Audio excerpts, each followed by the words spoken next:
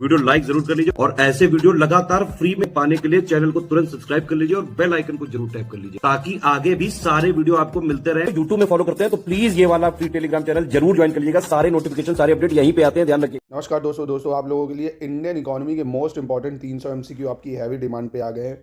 Bilingual होंगे ये RO के लिए, यूपी पीसीएस के लिए, ठीक है। तो मोस्ट इंपॉर्टेंट डाटा है। एक काम और करिए, यूपी पीसीएस लेटेस्ट न्यूज, जो इस चैनल का नाम है, यही टेलीग्राम पे है, ठीक है। जल्दी से उसको वहाँ सब्सक्राइब करिए, वहाँ पे आपको इंपॉर्टेंट पीडीएफ डेट वेट मिलती रहती है, हर चीज़, ठीक है, और वीडियो के लिंक्स। तो चलो शुरू करते हैं। सबसे पहला क्वेश्चन कह रहा है, निम्नलिखित में से कौन सा एक प्रत्यक्ष कर नहीं है? Which of the following is not a direct tax? तो पहले तो डायरेक्ट टैक्स क्या होता है ये समझ लो। डायरेक्ट टैक्स होता है कि आप उसी को पे कर रहे हैं, आप जिस पे जो टैक्स आप पे लगा रहा है, ठीक है। जैसे इनकम टैक्स सरकार डायरेक्टली आपकी इनकम पे लगाती है, आप सरकार को आरटीआर के माध्यम से पे कर देते हो, ठीक है, तो उसको इनकम टैक्स बोल देते हैं। प्रॉपर्टी टैक्स है ना, तो ये सब जैसे पर्सनल इनकम टैक्स है, गिफ्ट टैक्स है, कॉर्पोरेशन टैक्स है। मान लो किसी ने आपको एक कार गिफ्ट करी, ठीक है, तो उस पर गिफ्ट टैक्स लगेगा, तो आप डायरेक्टली पे करोगे। जीएसटी दोस्तों ये इनडायरेक्ट टैक्स है, इंपॉर्टेंट है, याद रखना। जीएसटी क्या है? इनडायरेक्ट। क्यों? क्योंकि मान लो आपने मोबाइल खरीदा, आपने मोबाइल वाले को जीएसटी दिया, अब मोबाइल वाले ने थोक वाले से खरीदा होगा, उसको जीएसटी दिया, वो उसको जीएसटी देगा, ऐसे चलता रहेगा मामला, ठीक है। चलो नेक्स्ट कह रहा है, ईश्वर समिति का गठन किस मामले में अनुशंसा देने के लिए किया गया था? In which context was the Ishwar committee constituted to give recommendation? तो ये दोस्तों इनकम टैक्स मामले में रिकमेंडेशन देने के लिए इसको बनाया गया था। किसमें? इनकम टैक्स के मामले में या आयकर के मामले में, ठीक है, तो इसको याद रखिएगा, इनकम टैक्स। चलिए, यूनेस्को ने किस वर्ष को सतत विकास के लिए रचनात्मक अर्थव्यवस्था का अंतर्राष्ट्रीय वर्ष घोषित किया है? UNESCO has declared which year was the international year of creative economy? तो ये 2021 को कराया, ठीक है, 2021 को। चलिए नेक्स्ट है, यूरोपीय मुफ्त व्यापार संघ की स्थापना कब हुई थी? European free trade federation establish. तो European free trade federation establish हुआ था 1960 को, ठीक है, 1960 को। यूरोपीय संघ का मुख्यालय कहाँ पे है? Where is headquarter? हेडक्वार्टर नहीं होगा, हेडक्वार्टर ऑफ यूरोपियन यूनियन। तो ये ब्रुसेल्स में दोस्तों, यूरोपियन यूनियन। अब यूरोपियन यूनियन एक इकॉनमी बनाई है इन लोगों ने, पूरा यूरोप क्या है, एक ग्रुप के तौर पे जोड़ रखा है कि आप एक से पास लीजिए, ठीक है, एक से वीज़ा लिया तो पूरे यूरोप में घूम सकते हैं, एक ही करेंसी पूरे यूरोप में चलेगी ना। अभी बीच में आपने देखा था ब्रेग्जिट हो गया था, मतलब ब्रिटेन इससे एग्जिट कर गया था। वही है ना, जब आप परिवार से अलग हो तब आपको उसकी कीमत पता चलती है। बाद में इनको पता चला नहीं यार हम नुकसान हो रहा है, तो वापस से री एंटर मार गए। फिलहाल ये याद रखो, यूरोपियन यूनियन का हेडक्वार्टर ब्रुसेल्स में, ठीक है। बुल्गारिया व रोमानिया, हाँ, यूरोपीय संघ में किस वर्ष शामिल हुए थे बुल्गारिया रोमानिया? 2007 में। कब हुए? 2007 में, ठीक है। When was the European central bank establish?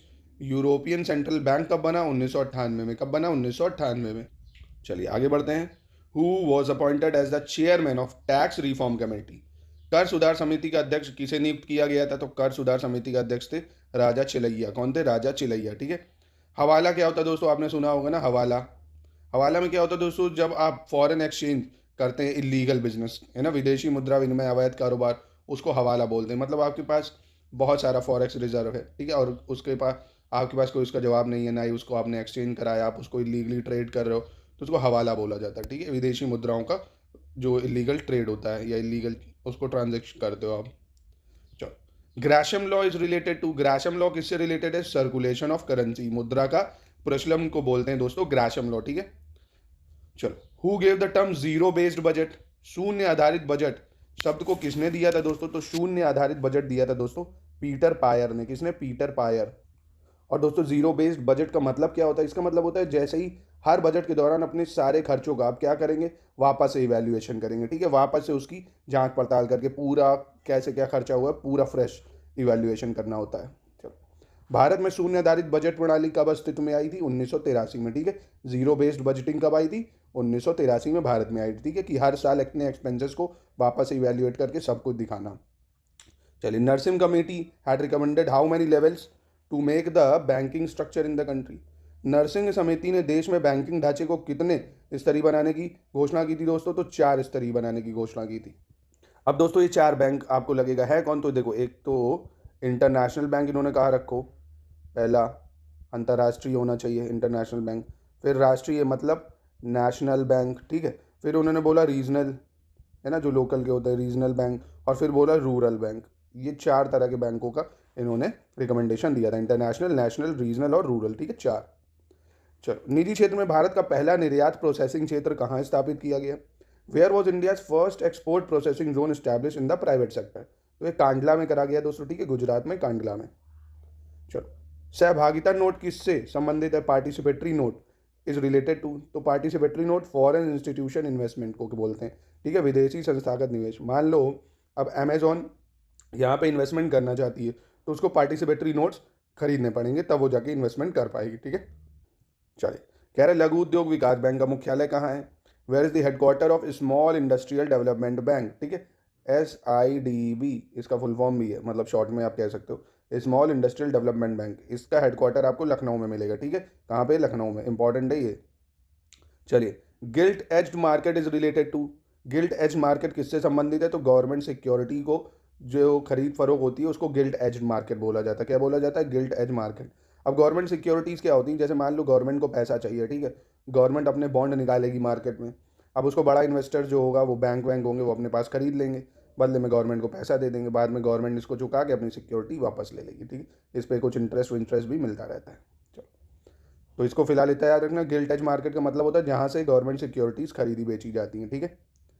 Bharat में विदेशी मुद्रा प्रबंधन अधिनियम किस वर्ष लागू हुआ? बहुत इंपॉर्टेंट है ये, फॉरेन एक्सचेंज मैनेजमेंट एक्ट 1999 में आया था। फॉरेन एक्सचेंज मैनेजमेंट एक्ट कब आया था? फॉरेन एक्सचेंज मैनेजमेंट एक्ट 1999 में, कि क्या नियम होंगे फॉरेक्स रिजर्व के, ये सब, ठीक है। फॉरेन एक्सचेंज रेगुलेशन एक्ट, हवाला जो आप देखते हो ना लगा दिया जाता है, ये 1973 में आया था, ठीक है। फॉरेन एक्सचेंज रेगुलेशन 1973 है और फॉरेन एक्सचेंज मैनेजमेंट 1999, दोनों अलग हैं, ठीक है। कहने का मतलब है FEMA और FERA दो हैं, ठीक है। FEMA आपका कब आ जाएगा? FEMA आएगा बाद में 1999 में, FERA आएगा 1973 में, ठीक है। चलिए, अंतर्राष्ट्रीय पुनर्निर्माण और विकास बैंक की स्थापना किस वर्ष हुई थी? In which year the international bank for reconstruction and development was establish, यानी IBRD की बात कर रहा है, international bank for reconstruction and development, कभी कभी फुल फॉर्म भी पूछ लेता है। तो इसकी स्थापना 1944 में हुई थी, ठीक है, अंतर्राष्ट्रीय पुनर्निर्माण और विकास बैंक। चलो, अंतर्राष्ट्रीय पुनर्निर्माण और विकास बैंक किस बैंक द्वारा प्रशासित एक विकास बैंक है? तो IBRD दोस्तों ये वर्ल्ड बैंक द्वारा है, ठीक है, वर्ल्ड द्वारा एडमिनिस्टर करा जाता है वर्ल्ड बैंक, ठीक है। और इसका हेडक्वार्टर का है वर्ल्ड बैंक का? तो वॉशिंगटन DC में, ठीक है, वॉशिंगटन DC, ठीक है। चलो, who has written the book Indian economic planning in its broader setting? Indian economic planning in its border setting, ये किसने पुस्तक लिखी है? ये लिखी है दोस्तों गुन्नार मिर्डल ने, गुन्नार मिर्डल, ठीक है, याद रखिए। इनमें से कौन सा सही सुमेलित नहीं है ये बताना दोस्तों। ओसाका वस्त्र उद्योग के लिए फेमस है, याकोहामा पोत निर्माण, Pittsburgh iron steel, Houston automobile, ये गलत है। तो फिर ये दोस्तों अंतरिक्ष वगैरह के लिए फेमस है, ठीक है, अंतरिक्ष, स्पेस, एरोस्पेस वगैरह के लिए। चलिए, 24 पे आते हैं दोस्तों, फिर से बताना है कौन सा सही सुमेलित नहीं है दोस्तों। अनशन लौह एंड इस्पात यानी आयरन स्टील इंडस्ट्री, डेट्रॉइट हो गया ऑटोमोबाइल, मॉस्को दोस्तों पोत निर्माण नहीं, या मशीनरी वर्क बहुत ज़्यादा है, मशीन्स बहुत ज़्यादा बनती है सारी। ओसाका वस्त्र उद्योग हो गया यानी टेक्सटाइल हो गया, ठीक है। ऐसे ही दोस्तों ये सब मैंने ज्योग्राफी में कराया आपको। Cleveland iron steel, Detroit motor vehicle, मिसाबी range coalfield, ये गलत है। ये मैंने ज्योग्राफी में भी आपको बताया था, ये US में आयरन माइन है ना, आयरन और बहुत ज़्यादा यहाँ से मिलती है, ठीक है। चलिए, अब फिर से वही बता रहे हैं कौन सा करेक्ट नहीं है। रूर इंडस्ट्रियल रीजन जर्मनी, ठीक है। प्लेंडर इंडस्ट्रियल रीजन बेल्जियम में है, ठीक है। ये स्कॉटलैंड इंडस्ट्रियल रीजन ये स्वीडन में नहीं है, ये UK में है, ठीक है, UK में हो जाएगा। New England industrial region USA, ये ठीक है, ठीक है। भारत की 1947 में प्रति व्यक्ति आय सालाना कितनी थी दोस्तों? समझो पूरे साल में 274 रुपये कमाते थे हम 1947 में, पर कैपिटा इनकम जो है। स्वतंत्र भारत की पहली औद्योगिक नीति कब आई थी? पहली इंडस्ट्रियल पॉलिसी 1948, कब आई थी? 1948। In the following white revolution was started in which 5 year plan? तो दोस्तों देखिए, व्हाइट रेवोल्यूशन के फादर किसको कहे जाते हैं पता होगा आपको, वारगीस कुरियन। ये था किससे? मिल्क प्रोडक्शन से रिलेटेड, पहली चीज़, दो ये समझिए। तो ये मिल्क के लिए हो गया। और 4th 5 ईयर प्लान में इसको रखा गया था। 4th 5 ईयर टाइम पीरियड क्या था? 69 से 74, ठीक है, 1969 से 1974, ठीक है, इसको याद रखिएगा। मनमोहन सिंह ने उदारीकरण की नीति कब प्रस्तुत करी? वही LPG रिफॉर्म कब आया? 1991 में आया, ठीक है। उदारीकरण की नीति लागू होने के समय भारत के PM कौन थे? तो नरसिम्हा राव थे दोस्तों। कौन थे? नरसिम्हा राव। किस पंचवर्षीय योजना को अर्थव्यवस्था के उदारीकरण के रूप में जाना जाता है दोस्तों? ठीक है, विच तो 8-5 ईयर प्लान था जब ये क्या चल रही थी, मतलब ये LPG आया जब 8-5 ईयर प्लान। और समय पूछ ले तो वो भी बता देना, 1992 से 97, ठीक है, 1992 से 97। चल, कह रहे हैं भारतीय रिजर्व बैंक की स्थापना हिल्टन यंग आयोग की सिफारिशों के आधार पर कब हुई थी? When was the reserve bank of India establish on the basis of recommendation of the Hilton young आयोग? तो RBI बना था 1935 में, जो गवर्नमेंट ऑफ इंडिया एक्ट आया था उससे। इसको रिकमेंड करा था हिल्टन यंग कमीशन ने, ठीक है। भारतीय रिजर्व बैंक का राष्ट्रीयकरण कब हुआ, मतलब नेशनलाइजेशन 1949 में हो गया, ठीक है। इसका नेशनलाइजेशन याद रख, नेशनलाइजेशन मतलब किसी चीज़ को नेशनलाइज कर दिया, मतलब उसको सरकारी कर दिया, ठीक है। बोल दे SCS हमारा जो है अब वो नेशनलाइज है, मतलब अब ये सरकारी कंपनी, ठीक है, ये चीज़ है। भारतीय रिजर्व बैंक के प्रथम गवर्नर कौन थे दोस्तों? तो सर ऑसबॉर्न स्मिथ। कौन थे? ऑसबॉर्न स्मिथ, याद रखिएगा, ये इंपॉर्टेंट है। First RBI governor Osborne Smith. Who was the first Indian governor of RBI? तो सर CD देशमुख। ये बहुत ज़्यादा दो इंपॉर्टेंट प्रश्न है, ये आ सकते हैं, ठीक है। पहला भारतीय गवर्नर CD देशमुख, पहला गवर्नर ऑसबॉर्न स्मिथ। चल, नेक्स्ट कह रहा है the insolvency and bankruptcy board of India has been stablish under which ministry? तो ये मिनिस्ट्री ऑफ कॉर्पोरेट अफेयर्स के मामले में आता है। इंसॉल्वेंसी एंड बैंक्रप्सी कोड, इसको हिंदी में भी यही बोलते हैं। किस मंत्रालय के अंदर आता है? कॉर्पोरेट मामलों का मंत्रालय। लघु बचत योजनाओं के तहत शामिल है स्मॉल सेविंग स्कीम्स में क्या क्या आता है दीप भैया? किसान विकास पत्र, postal deposit, public provident fund, ठीक है। यानी किसान विकास, डाक जमा, सार्वजनिक भविष्य निधि, ये सब लघु बचत योजनाओं में आते हैं, ठीक है। चलो, choose the correct statement regarding INSTEX, ठीक है। इंस्टेक्स का मतलब क्या है? It is a barter system. Barter system समझे? जैसे तो आपके पास आलू है, मेरे पास प्याज है, तो मैंने कहा आलू ले लो, प्याज दे दो, ठीक है। जैसे नहीं बचपन में गांव में आइसक्रीम वाला आता था तो उसको गेहूं दे के आइसक्रीम ले लेते थे, बार्टर सिस्टम चलता था, ठीक है। It is a purpose, it is नहीं, हाँ, it's purpose is to trade without using American dollar. बिल्कुल, अब तभी तो बार्टर सिस्टम है। ये डॉलर इसमें यूज़ करेंगे नहीं, आपस में क्या चेंज कर लेंगे? वस्तुओं का आदान प्रदान करके। चलिए, अब नेक्स्ट कह रहा है औद्योगिक उत्पादन सूचकांक के संदर्भ में कौन सा कथन सही है, ये बताना है। यह केंद्रीय सांख्यिकी कार्यालय जारी करता है। It is issue bye CSO, ठीक है, ये पहली स्टेटमेंट। फिर कह रहे हैं इसका आधार वर्ष 2010-11 है, तो ये तो गलत है क्योंकि इसका आधार वर्ष 2011-12 है। क्या है? 11-12, ठीक है। The person with high net worth giving financial assistance to startup companies called, देखिए बहुत इंपॉर्टेंट टर्म है ये, इस बार न्यूज़ में भी बहुत है। स्टार्टअप कंपनियों को वित्तीय सहायता देने वाला उच्च नेटवर्थ वाला व्यक्ति किस नाम से जाना जाता है? Angel investor. इस टाइम शार्क टैंक्स देख रहे हो गया, बहुत चल रहा है। तो वो सब क्या है भैया? इतने ज़्यादा पैसे वाले लोग हैं, वो सब हाई नेटवर्थ है उनकी, तो ये फाइनेंशियल असिस्टेंस देते हैं नए नए स्टार्टअप को, तो उनको एंजल इन्वेस्टर्स बोलते हैं। क्या बोलते हैं? एंजल इन्वेस्टर्स, ठीक है। NITI Aayog export preparedness index is based on how many main pillars? NITI Aayog की निर्यात तैयारी सूचकांक कितने मुख्य स्तंभों पर आधारित है? तो 4 मुख्य स्तंभों पर आधारित है। अब ये 4 पिलर कौन कौन से? तो पहले समझ लो उसकी, जैसे आप कोई बिजनेस चलाया तो उस बिजनेस की पॉलिसी क्या है, पहली चीज़, ठीक है। दूसरा, बिजनेस का इकोसिस्टम कैसा है, बिजनेस इकोसिस्टम की बात करेगा, ठीक है, कि कैसा इन्वायरमेंट है, कैसा इकोसिस्टम है। फिर एक्सपोर्ट इकोसिस्टम की उसके बात करेगा, एक्सपोर्ट इकोसिस्टम। चौथे में फिर एक्सपोर्ट का परफॉर्मेंस क्या है, एक्सपोर्ट परफॉर्मेंस, ठीक है। ये 4 चीज़ें देखता है, policy, business ecosystem, export ecosystem और आपका एक्सपोर्ट परफॉर्मेंस, ठीक है। चलिए आगे बढ़ते हैं। With reference to 4th 5 year plan consider the following, तो अभी मैंने आपको 4th 5 ईयर प्लान का टाइम पीरियड बताया था 69 से 74, ठीक है। This was based on Gadgil formula. White revolution was started during this plan, नहीं, हाँ, तो ये ठीक है दोस्तों, ठीक है। सेकंड वाला भी बताया ना, वाइट रेवोल्यूशन हुआ इसमें, तो ये सही है। Which of the following is correctly match? Black revolution जो था self reliance in the field of mineral oil, तो ये दोस्तों बिल्कुल सही है। रेनबो रेवोल्यूशन ये किसके लिए था? Comprehensive revolution related to agriculture, ठीक है। इसमें रेनबो रेवोल्यूशन में सब कुछ कवर हो गया, कृषि संबंधी समग्र क्रांति। सिल्वर रेवोल्यूशन मिल्क प्रोडक्शन, ये गलत हो जाएगा क्योंकि ये मिल्क नहीं भैया, एग प्रोडक्शन और पोल्ट्री प्रोडक्शन वगैरह के लिए था सिल्वर वाला, ठीक है। चलिए 45 देखते हैं। कह रहा निम्नलिखित कथनों पर विचार करना है। श्रेणी शिल्पकारों तथा व्यापारियों द्वारा बनाए गए संघ थे। श्रेणी वर association of artisans and traders, ठीक है। ये श्रेणियां बैंकों के रूप में काम करती थी जहां लोग पैसा जमा करते थे, ठीक है। एक दोस्तों एक डिपॉजिशन का काम गवर्नमेंट ने चालू करा था श्रेणी बैंक के तौर पे, ठीक है, ठीक है। The SDR basket of IMF की जो SDR बास्केट है उसमें क्या क्या है जिससे IMF लोन देता है? उसमें यूरो है, डॉलर है, पाउंड स्टर्लिंग है, रुपए नहीं है दोस्तों, ठीक है। ये इंपॉर्टेंट है क्वेश्चन, याद रखना, काफ़ी इंपॉर्टेंट हो जाएगा। और अगर आपसे SDR का फुल फॉर्म पूछ ले तो इसको बोलते हैं special drawing right. Special drawing, drawing मतलब क्या करना भैया, पैसा निकालना है ना। स्पेशल ड्राइंग राइट्स, तो इसमें सिर्फ यूरो, डॉलर, पाउंड स्टर्लिंग, बस यही तक है अभी तक। भारत में GST कब लागू हुआ? 1 जुलाई 2017, और GST एक इनडायरेक्ट टैक्स है। GST के लिए कौन सा संविधान संशोधन बिल 2014 में प्रस्तुत किया गया था? बिल की बात कर रहा है दोस्तों, एक्ट की नहीं। तो 122 संविधान संशोधन बिल।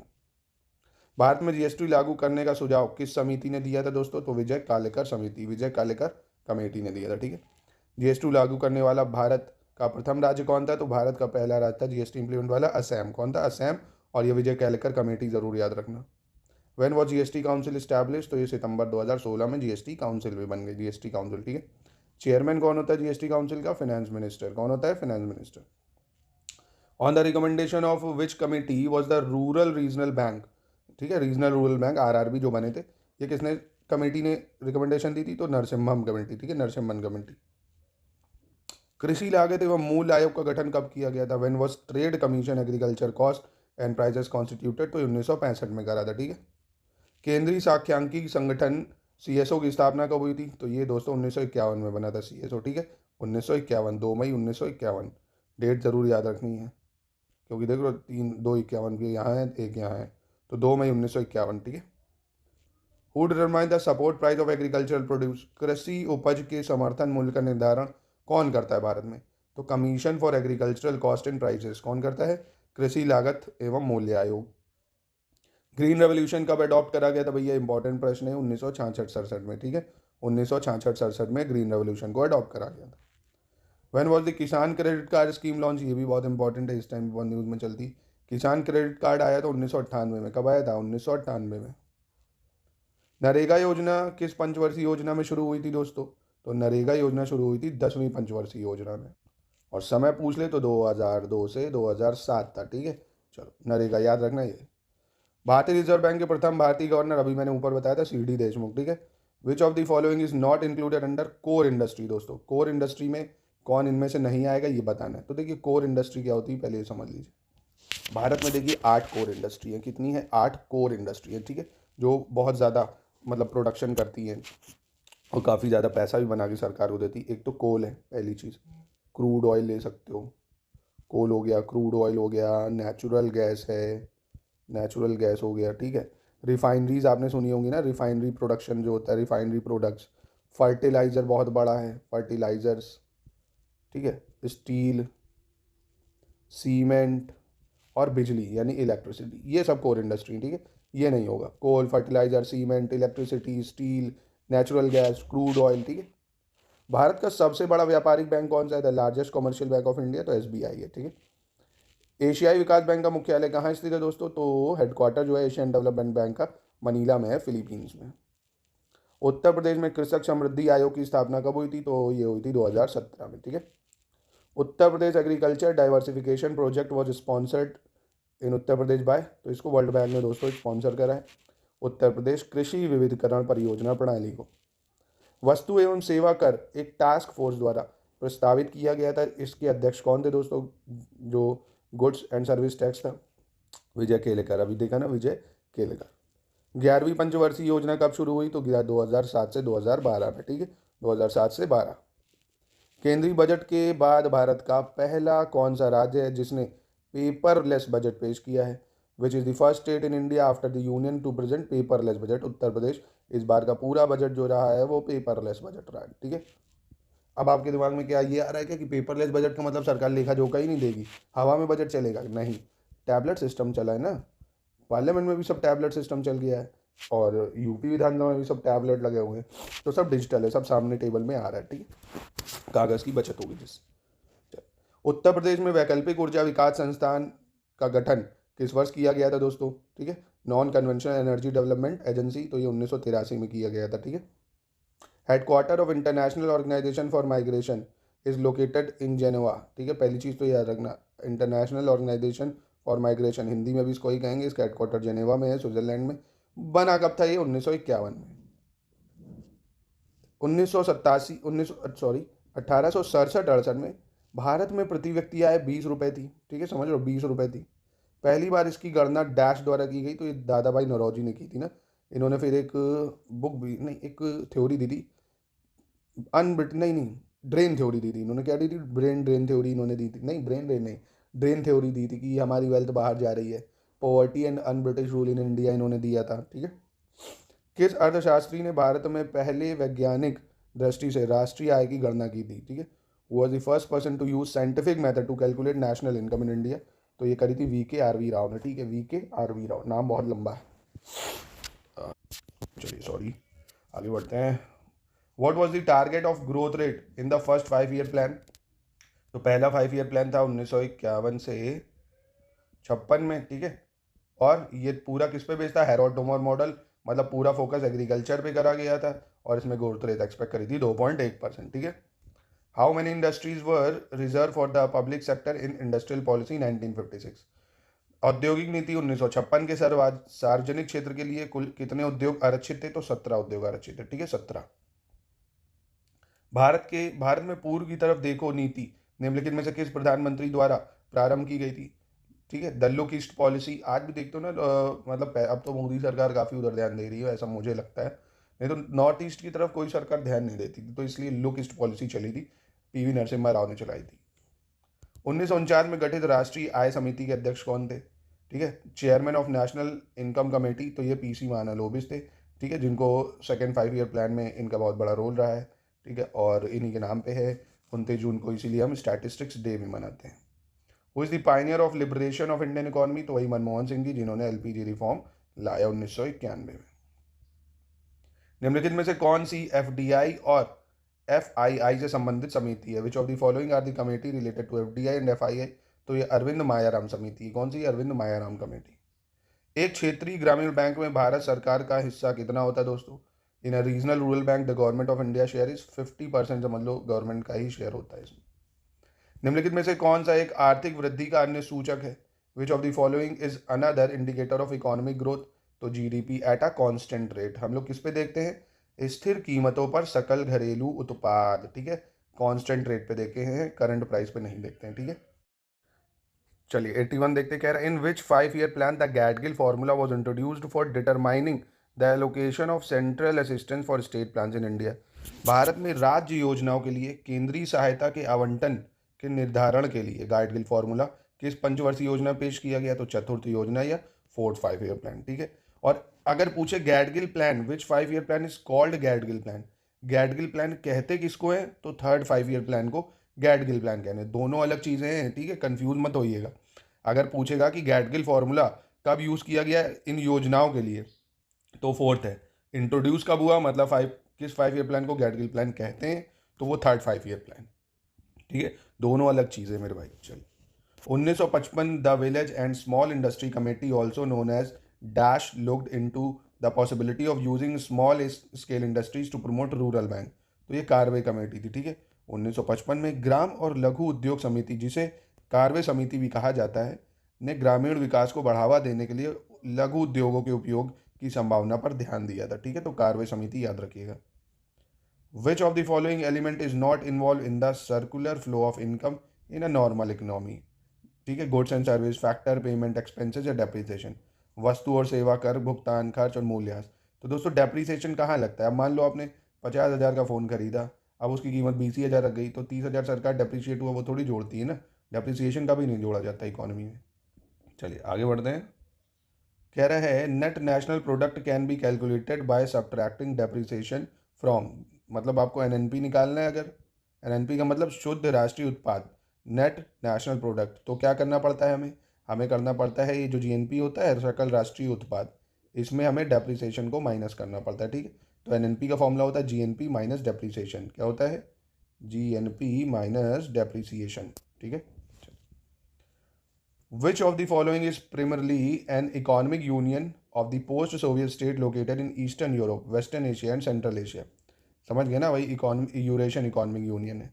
कौन सा मुख्य रूप से पूर्वी यूरोप, पश्चिमी एशिया और मध्य एशिया में स्थित सोवियत के बाद राज्य का एक आर्थिक संघ है? तो यूरेशियन आर्थिक संघ, ठीक है।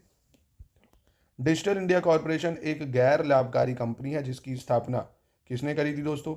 इलेक्ट्रॉनिक्स और सूचना प्रौद्योगिकी मंत्रालय ने करी थी, ठीक है, ministry of electronics and information technology, digital India corporation, digital India corporation ये पूछ सकता है, ministry of electronics and information technology. चलिए, संकल्प से सिद्धि योजना किसके द्वारा शुरू की गई? संकल्प से सिद्धि योजना वॉज लॉन्च्ड बाय, तो ये tribal cooperative marketing federation of India, ठीक है, हिंदी में भी इसको यही बोलते हैं, tribal cooperative marketing federation of India ने शुरू करी।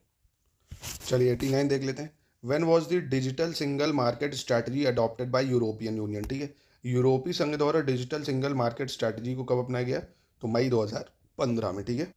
चलिए, ramp programme is related to, तो रैम्प प्रोग्राम रिलेटेड है दोस्तों एमएसएमई से, ठीक है। चलिए, न्यूनतम समर्थन मूल्य की अवधारणा किस समिति द्वारा दी गई थी? तो ये लक्ष्मीकांत झा कमेटी ने दिया था, एमएसपी, ठीक है, मिनिमम सपोर्ट प्राइस के बारे में, लक्ष्मीकांत झा। भारत में पहली बार जेंडर बजट कब पेश किया गया था? 2005 और 6 में जेंडर बजट पेश किया गया था, ठीक है, मतलब स्पेशल जेंडर बेस्ड बजट। समावेशी विकास सूचकांक की अगर बात करें तो निम्नलिखित में से किसके द्वारा जारी किया जाता है? तो वर्ल्ड इकोनॉमिक फोरम, ठीक है, इंक्लूसिव डेवलपमेंट इंडेक्स कौन इसको रिलीज करता है? World economic forum. निम्नलिखित में से कौन सा निकाय तिमाही रोजगार सर्वेक्षण करता है? Which of the following body conduct quarterly employment survey? तो ये लेबर ब्यूरो करता है, ठीक है, लेबर ब्यूरो। हाल ही में स्विफ्ट निम्नलिखित में से किस संदर्भ में समाचार में रहा है? Recently SWIFT has been in news which of the following context? तो बैंकिंग से रिलेटेड, ठीक है, बैंकिंग की वजह से। वित्तीय स्थिरता बोर्ड जो वैश्विक वित्तीय स्थिरता को देखता है, निम्नलिखित में से किस संगठन के साथ संबंध है दोस्तों इसका? तो ये G20 से आता है, ठीक है, फाइनेंशियल स्टेबिलिटी बोर्ड, ठीक है, ये किससे एसोसिएटेड है? G20 ग्रुप से। Fiat money is related to which of the following दोस्तों? फिएट मनी किससे संबंधित है? सरकार द्वारा जारी मुद्रा है, ठीक है, जो लीगल टेंडर होता है। यह केंद्रीय बैंकों को अर्थव्यवस्था पर अधिक नियंत्रण प्रदान करती है, ठीक है। यह सोने जैसी कमोडिटी द्वारा समर्थित नहीं है, ये ठीक है, ठीक है, मतलब तीनों ही सही है इसकी। जीडीपी के आधार वर्ष के चयन के संदर्भ में कौन सा कथन सत्य है, ये बताना है। सामान्यतः आधार वर्ष में परिवर्तन से देश के जीडीपी के आकार में भी सीमांत वृद्धि होती है, ठीक है दोस्तों, अगर चेंज होगा बेस ईयर में तो जीडीपी में भी चेंजमेंट देखने को मिलेगा। आधार वर्ष की कीमतें स्थिर मानी जाती हैं, base year price are assume to be stable, ठीक है, बिल्कुल सही है ये। सिल्वर इकॉनमी निम्नलिखित में से किससे संबंधित है? तो अभी बताया था दोस्तों, सिल्वर इकॉनमी का मतलब होता है भैया एल्डरली पीपल, ठीक है, एल्डरली लोगों से संबंधित होती है सिल्वर इकॉनमी। बाल सिल्वर हो जाते हैं ना, ऐसे याद रखो, बूढ़े बाल सफ़ेद बाल। निम्नलिखित में से कौन सा वैश्विक बहुआयामी गरीबी सूचकांक के संकेतक है? ठीक है, मतलब इंग्लिश में global multi dimensional poverty index का। पोषण, बिजली, स्वच्छ पेयजल, बाल मृत्यु दर, विद्यालय में उपस्थिति, nutrition, electricity, clean drinking water, child mortality rate और स्कूल अटेंडेंस, सारे ही हैं दोस्तों, ठीक है, सारे ही हैं। चलिए 101 पे आ जाते हैं। With which of the following country group India does not have a free trade agreement, ठीक है, तो दोस्तों अमेरिका से हमारा कोई फ्री ट्रेड एग्रीमेंट नहीं है, ठीक है। चलिए, व्यापार और विकास रिपोर्ट, ट्रेड एंड डेवलपमेंट रिपोर्ट, ये कौन पब्लिश करता है? तो ये पब्लिश करता है दोस्तों UNCTAD, ठीक है, इसका फुल फॉर्म पूछ ले तो United nation conference on trade and development, ठीक है। चलो, निम्नलिखित में से कौन सी रिपोर्ट विश्व आर्थिक मंच द्वारा जारी की जाती है? वर्ल्ड इकोनॉमिक फोरम कौन सी रिपोर्ट जारी करता है? तो ये करता है दोस्तों, पहली तो travel and tourism competitiveness report, यानी यात्रा और पर्यटन प्रतिस्पर्धा रिपोर्ट। दूसरी ग्लोबल कम्पिटिटिवनेस रिपोर्ट, ठीक है, ये भी निकालता है। और अगर ease of doing business report पूछ ले तो ये वर्ल्ड बैंक निकालता है, ठीक है, वर्ल्ड बैंक। भारत निम्नलिखित में से किन संस्थानों का सदस्य नहीं है? ठीक है, एपेक, कम्युनिटी आधारित विकासशील राष्ट्र या आसियान। तो दोस्तों आसियान को भी भारत छोड़ चुका है और कम्युनिटी बेस्ड डेवलपिंग नेशन का भारत हिस्सा नहीं है, ठीक है। अंतर्राष्ट्रीय मुद्रा कोष के संबंध में निम्नलिखित में से कौन सा सत्य है? और एक चीज़ और ध्यान रखना, आसियान और 5 देश और मिला के RCEP बनता है, भारत इसका हिस्सा था, इसको छोड़ चुका है, ठीक है। अंतर्राष्ट्रीय मुद्रा कोष के संबंध में निम्नलिखित में से कौन सा सत्य है, ये बताना, ठीक है। It provide loan only to the member countries, obviously ये अपने जो मेंबर है उन्हीं को ही कर्ज देता है। निम्नलिखित देशों में से किस देश के साथ भारत का द्विपक्षीय व्यापार घाटे की स्थिति में नहीं है? India's bilateral trade with which of the following countries not a deficit position? Saudi, Switzerland, America. तो दोस्तों US से हम डेफिसिट में नहीं है, ठीक है। डेफिसिट का मतलब समझ गए ना, अब डेफिसिट ये होता है जैसे हम कमाएं कम खर्चा ज़्यादा करें तो कर्जे ही में रहेंगे ना, तो उसको डेफिसिट बोलेंगे। और ट्रेड के मामले में डेफिसिट होता है कि जैसे मान लो ये USA है और ये भारत है, हमने यहाँ से इतना एक्सपोर्ट कर दिया ज़्यादा तो हमें पैसा मिला, और हमने इंपोर्ट कर लिया तो हमें पैसा मिला यहाँ से। डेफिसिट हुआ जब हमने क्या करते हैं, इंपोर्ट ज़्यादा करते हैं, एक्सपोर्ट कम करते हैं, तो उसको डेफिसिट कहते हैं, ठीक है। तो जैसे सऊदी, स्विट्जरलैंड, चाइना, इन सबसे हम हमेशा डेफिसिट में ही रहते हैं। इनसे लेते ज़्यादा हैं, देते इनको कम है। शैडो बैंकिंग के संदर्भ में कौन सा कथन सत्य है, ये बताना है। यह गैर बैंक वित्तीय मध्यवर्ती संस्थान होते हैं। These are non bank financial intermediate institution, ठीक है। They do not perform traditional banking activity, ये पारंपरिक बैंकिंग क्रियाकलाप नहीं करते हैं, तो ये गलत है, ये करते हैं, ठीक है। लघु वित्त बैंक के संदर्भ में कौन सा कथन सत्य है, which statement is not true with respect to small finance bank. इनको CRR एवं SLR रखने से छूट प्राप्त है। They are exempted from maintaining CRR and SLR, ये ठीक है, गलत है ये, मतलब पूछ रहे हैं ना कौन सा इसमें से गलत है। तो CRR SLR तो सबको रखना पड़ेगा दोस्तों, ठीक है, वो तो मैंडेटरी है। बाकी ये उधार दे सकते हैं, इसकी स्थापना नचिकेत मौर्य समिति की अनुशंसा पे हुई, या जमा स्वीकार कर सकते हैं, ये सब ठीक है। ये गलत है। CRR SLR बैंक के लिए तो मैंडेटरी है। निम्नलिखित में से किस निकाय ने मानव पूंजी परियोजना शुरू की। ह्यूमन कैपिटल प्रोजेक्ट किसने शुरू करा दोस्तों, तो ये वर्ल्ड बैंक ने करा है। किसने, वर्ल्ड बैंक ने। उदय कोटक समिति का गठन निम्नलिखित में से किस संबंध में सिफारिश करने के लिए किया गया था। Uday Kotak committee was constituted make recommendation in respect of which of the following, तो कॉर्पोरेट गवर्नेंस से रिलेटेड था, ठीक है। निम्नलिखित में से किसे बढ़ते राजकोषीय घाटे के प्रत्यक्ष या अप्रत्यक्ष प्रभाव के रूप में कहा जाता है, ठीक है। पहली चीज, economic growth in short term, increase in market interest rate, diminishing effect और इन्फ्लेशन, ये चारों ही सही है। मतलब कहने का है राजकोषीय घाटे के प्रत्यक्ष और अप्रत्यक्ष रूप में अल्पावधि में आर्थिक विकास, बाजार की ब्याज दरों में वृद्धि, हाशकारी प्रभाव और मुद्रास्फीति, ठीक है। चल, विच of the following will be included in the FDI, foreign direct investment. इसका मतलब होता है दूसरे देश से जो पैसा हमारे भारत की इकोनॉमी में आता है। भारत में विदेशी कंपनियों की सहायक कंपनियां, बिल्कुल ठीक है। भारतीय कंपनियों में अधिकांश विदेशी equity holding, majority of foreign equity holding in Indian companies, बिल्कुल। विदेशी कंपनियों द्वारा विशेष रूप से वित्त पोषित कंपनियां, companies exclusive finance by foreign companies, ठीक है। मतलब जितना भी बाहर से पैसा आएगा वो FDI ही है, चाहे किसी भी रूप में आए। अब ये नहीं लीगल चैनल हवाला के थ्रू है। भारतीय अर्थव्यवस्था के संदर्भ में कौन सा मौद्रिक नीति का घटक है, ठीक है। Which of the following component of monetary policy, ठीक है। मॉनेटरी पॉलिसी में क्या क्या आता है, तो बैंक रेट, ये RBI देती है। ओपन मार्केट ऑपरेशन, ये भी RBI देती है, गवर्नमेंट सिक्योरिटी खरीदना बेचना। सार्वजनिक ऋण नहीं आता है मॉनेटरी पॉलिसी में, पब्लिक डेट नहीं आता है, ठीक है। सिर्फ ये, बाकी CRR SLR, cash reserve ratio, repo rate, ये सब भी आता है। निम्नलिखित में से कौन से घटक ब्लू इकोनॉमी के अंतर्गत आते हैं। Which of the following components come under blue economy, तो ठीक है, ब्लू इकोनॉमी का मतलब होता है sustainable marine energy, sea tourism, fishing, sea to transport, मतलब पानी से रिलेटेड सारी इकोनॉमी ब्लू इकोनॉमी कहलाएगी। ई कुबेर के संदर्भ में कौन सा कथन सत्य है, which statement is true about E Kuber. It is the core banking solution of RBI, ये RBI का कोर बैंकिंग समाधान है, तो ये ठीक है। चलिए 116 नंबर देख लेते हैं। कह रहा है ब्रह्म वाणिज्यिक उधारी निम्नलिखित में से किस खाते का हिस्सा होती है। एक्सटर्नल कॉमर्शियल बोरिंग, ठीक है, जो आप बाहर से उधारी लेते हैं वो किसका हिस्सा होती है, करंट अकाउंट का या कैपिटल अकाउंट। तो दोस्तों कैपिटल अकाउंट का ही तो हुआ, क्योंकि सरकार को के ऊपर वो लायबिलिटी है, उस पर उसको इंटरेस्ट देना पड़ेगा, उस पैसे को चुकाना पड़ेगा, ठीक है। इंडिया सिक्योरिटी प्रेस निम्नलिखित में से किस स्थान पर स्थापित है। India security press is situated at Nashik, कहाँ पे है, नासिक में, ठीक है। गिनी गुणांक के संदर्भ में कौन सा कथन सही है, which statement is correct about Guinea coefficient. तो देखिए गिनी कोफिशिएंट जो है इनइक्वलिटी ऑफ डिस्ट्रीब्यूशन बताता है, ठीक है, इनइक्वलिटी बताता है, बस इतना याद रखो, डिस्ट्रीब्यूशन ऑफ इनइक्वलिटी, कि जैसे मान लो अंबानी इतना कमा रहे, आप इतना कमा रहे, कितनी इनइक्वलिटी है, ठीक है। तो it shows the inequality of distribution of income, यह आय के वितरण की विषमता को प्रदर्शित करता है, कि ठीक है, कि कैसे भारत में देखो ना आय का वितरण ही अलग है। कहीं कोहली को एक पोस्ट के 10 करोड़ मिलते हैं, कहीं किसी को बेचारा दिन भर रील्स बनाता है कुछ नहीं मिलते। तो it's all about brand value. चलिए, भारतीय रिजर्व बैंक के आर्थिक पूंजी फ्रेमवर्क की समीक्षा के लिए किसकी अध्यक्षता में समिति गठित की गई थी दोस्तों, तो विमल जालान की, ठीक है। किसकी अध्यक्षता में, विमल जालान। भारत के विदेशी मुद्रा भंडार में निम्नलिखित में से क्या शामिल है, ठीक है। तो विशेष आहरण अधिकार, विदेशी मुद्रा परिसंपत्तियां, स्वर्ण भंडार, मतलब special drawing rights, foreign currency, gold reserve, ये सब आता है किसमें, फॉरेन एक्सचेंज रिजर्व में भारत के, ठीक है। चलिए, हेलीकॉप्टर मनी, कौन सा, हेलीकॉप्टर मनी शब्द निम्नलिखित में से किस अर्थशास्त्री ने दिया था, तो ये मिल्टन फ्रीडमैन ने दिया था, मिल्टन फ्रीडमैन ने दिया था हेलीकॉप्टर मनी एक टर्म। निम्नलिखित में से कौन सा भारत में मान्यता प्राप्त भुगतान बैंक नहीं है। एयरटेल, जियो, पेटीएम। अब तो पेटीएम भी बैंक भी दोस्तों खत्म ही कर दिया RBI ने, बंधन बैंक और पेटीएम बैंक भी याद रखना, इसकी भी सर्विसेज कैंसिल कर दी हैं। रुपए कोड के संदर्भ में कौन सा कथन सत्य है दोस्तों।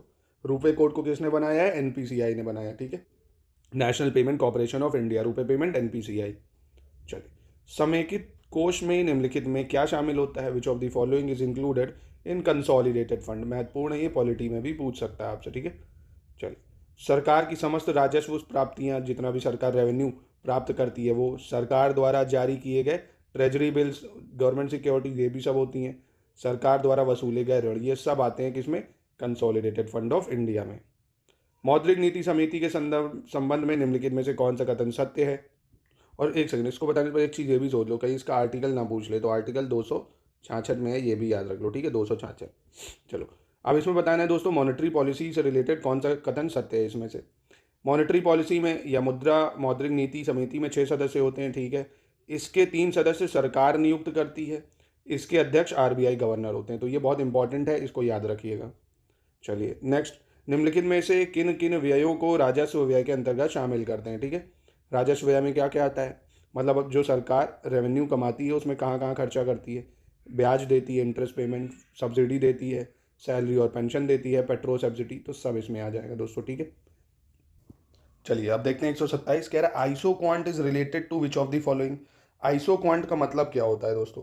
तो ये जो प्रोडक्शन प्रोसेस होता है, उत्पादन प्रक्रिया को आइसो क्वांट बोला जाता है, ठीक है। आइसो क्वांट दोस्तों, पेट्रोल सब्सिडी पता है ना आपको, ये जो एलपीजी वगैरह दिया जाता है ना, ये सब, या ईवी जो आजकल ले रहा है उसको भी सब्सिडी मिल रही है। किस संस्था द्वारा फिनटेक विभाग की स्थापना की गई थी? Which organisation had establish department of fintech? तो ये दोस्तों आरबीआई ने करी है, ठीक है, आरबीआई ने करी है फिनटेक। उत्तर प्रदेश में निम्नलिखित में से किस क्षेत्र में सर्वाधिक प्रतिशत कर्मचारी नियोजित हैं? Which one of the following sectors employ the highest percentage of employ? Obviously हम कृषि प्रधान हैं, तो एग्रीकल्चर सेक्टर में बहुत ज़्यादा यहाँ पे इन्वॉल्वमेंट है। हालांकि डिस्गाइज अनएम्प्लॉयमेंट भी देखी जाती है कि खेती में पूरा परिवार भी लगा रहता है, ठीक है। राष्ट्रीय पशु रोग नियंत्रण कार्यक्रम के अंतर्गत शामिल रोगों का चयन करना है, ठीक है। National animal disease control programme में क्या आता है, ठीक है। माउथ डिसीज, क्लॉ डिसीज और ब्रुकुलोसिस डिसीज, मतलब मुंह पंखा, खुरपका रोग, ब्रुसलोसिस रोग, ये सब आ जाता है दोस्तों नेशनल एनिमल डिसीजेस में, ठीक है।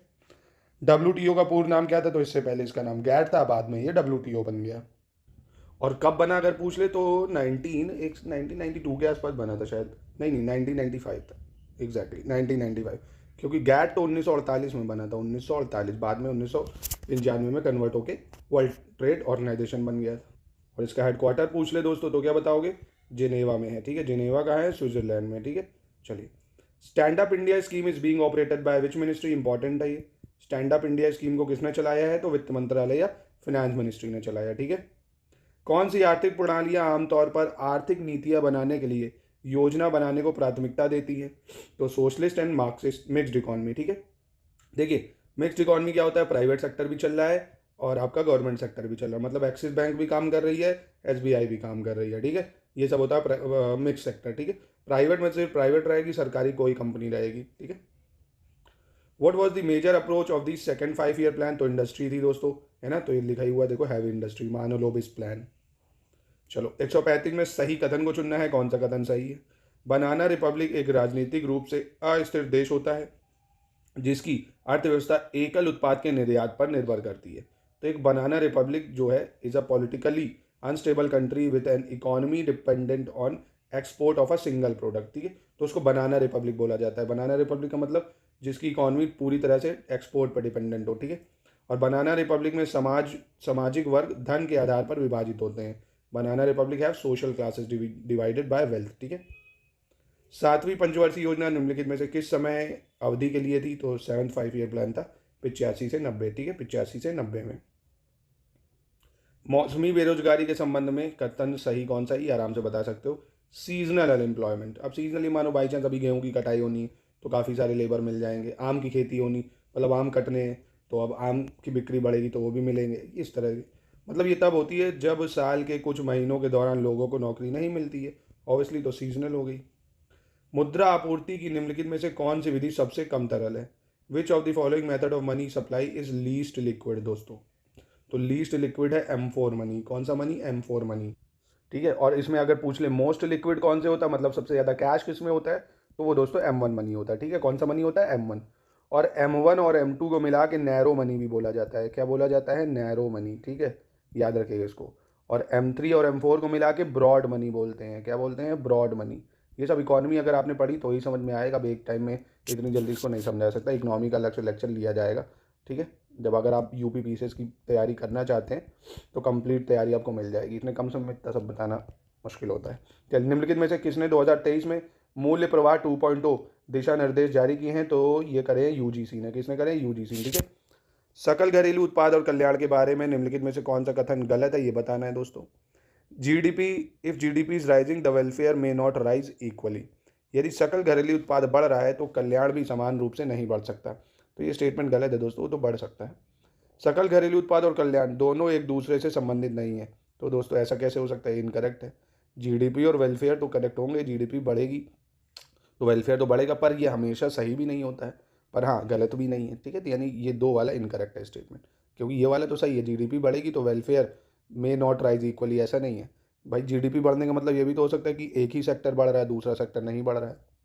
चलिए, राष्ट्रीय आय लेखांकन में जीवीए का क्या अर्थ है? तो ग्रॉस वैल्यू एडेड। क्या बोलते हैं इसको? ग्रॉस वैल्यू एडेड, याद रखिएगा। निम्नलिखित में से किस दशक में भारतीय जनसंख्या की वृद्धि दर ऋणात्मक रही है? तो ये इंपॉर्टेंट है, याद रखना। नेगेटिव हुई है 1911 से 21 में, वही वर्ल्ड वॉर के टाइम में, ठीक है। नेगेटिव रही है इनमें से। अर्थशास्त्र का कौन सा नियम कहता है कि बुरी मुद्रा अच्छी मुद्रा को प्रचलन से निकाल बाहर करती है? Which law of economic state that bad money drive out a good money? तो ये ग्राशम का लॉ कहता है कि जो बुरा पैसा होता है, मतलब बुरी मुद्रा होती है, वो अच्छी मुद्रा को प्रचलन से बाहर कर देती है। 7वीं पंचवर्षीय योजना के दौरान कितनी आबादी वाले प्रखंड के लिए एक सामुदायिक स्वास्थ्य केंद्र का प्रावधान किया गया था? तो ये दोस्तों किया गया था किसके लिए? 1 लाख आबादी वाले, ठीक है, 1 लाख।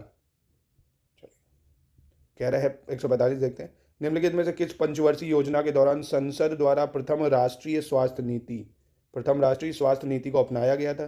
प्रथम राष्ट्रीय स्वास्थ्य नीति को कब अपनाया गया? तो 6ठी पंचवर्षीय योजना में, ठीक है। ये याद रख सकते हो, अब काफ़ी इंपॉर्टेंट है। फर्स्ट नेशनल हेल्थ पॉलिसी कब आई थी? 1983 में, ठीक है। और हेल्थ पूछेगा कौन से सब्जेक्ट में?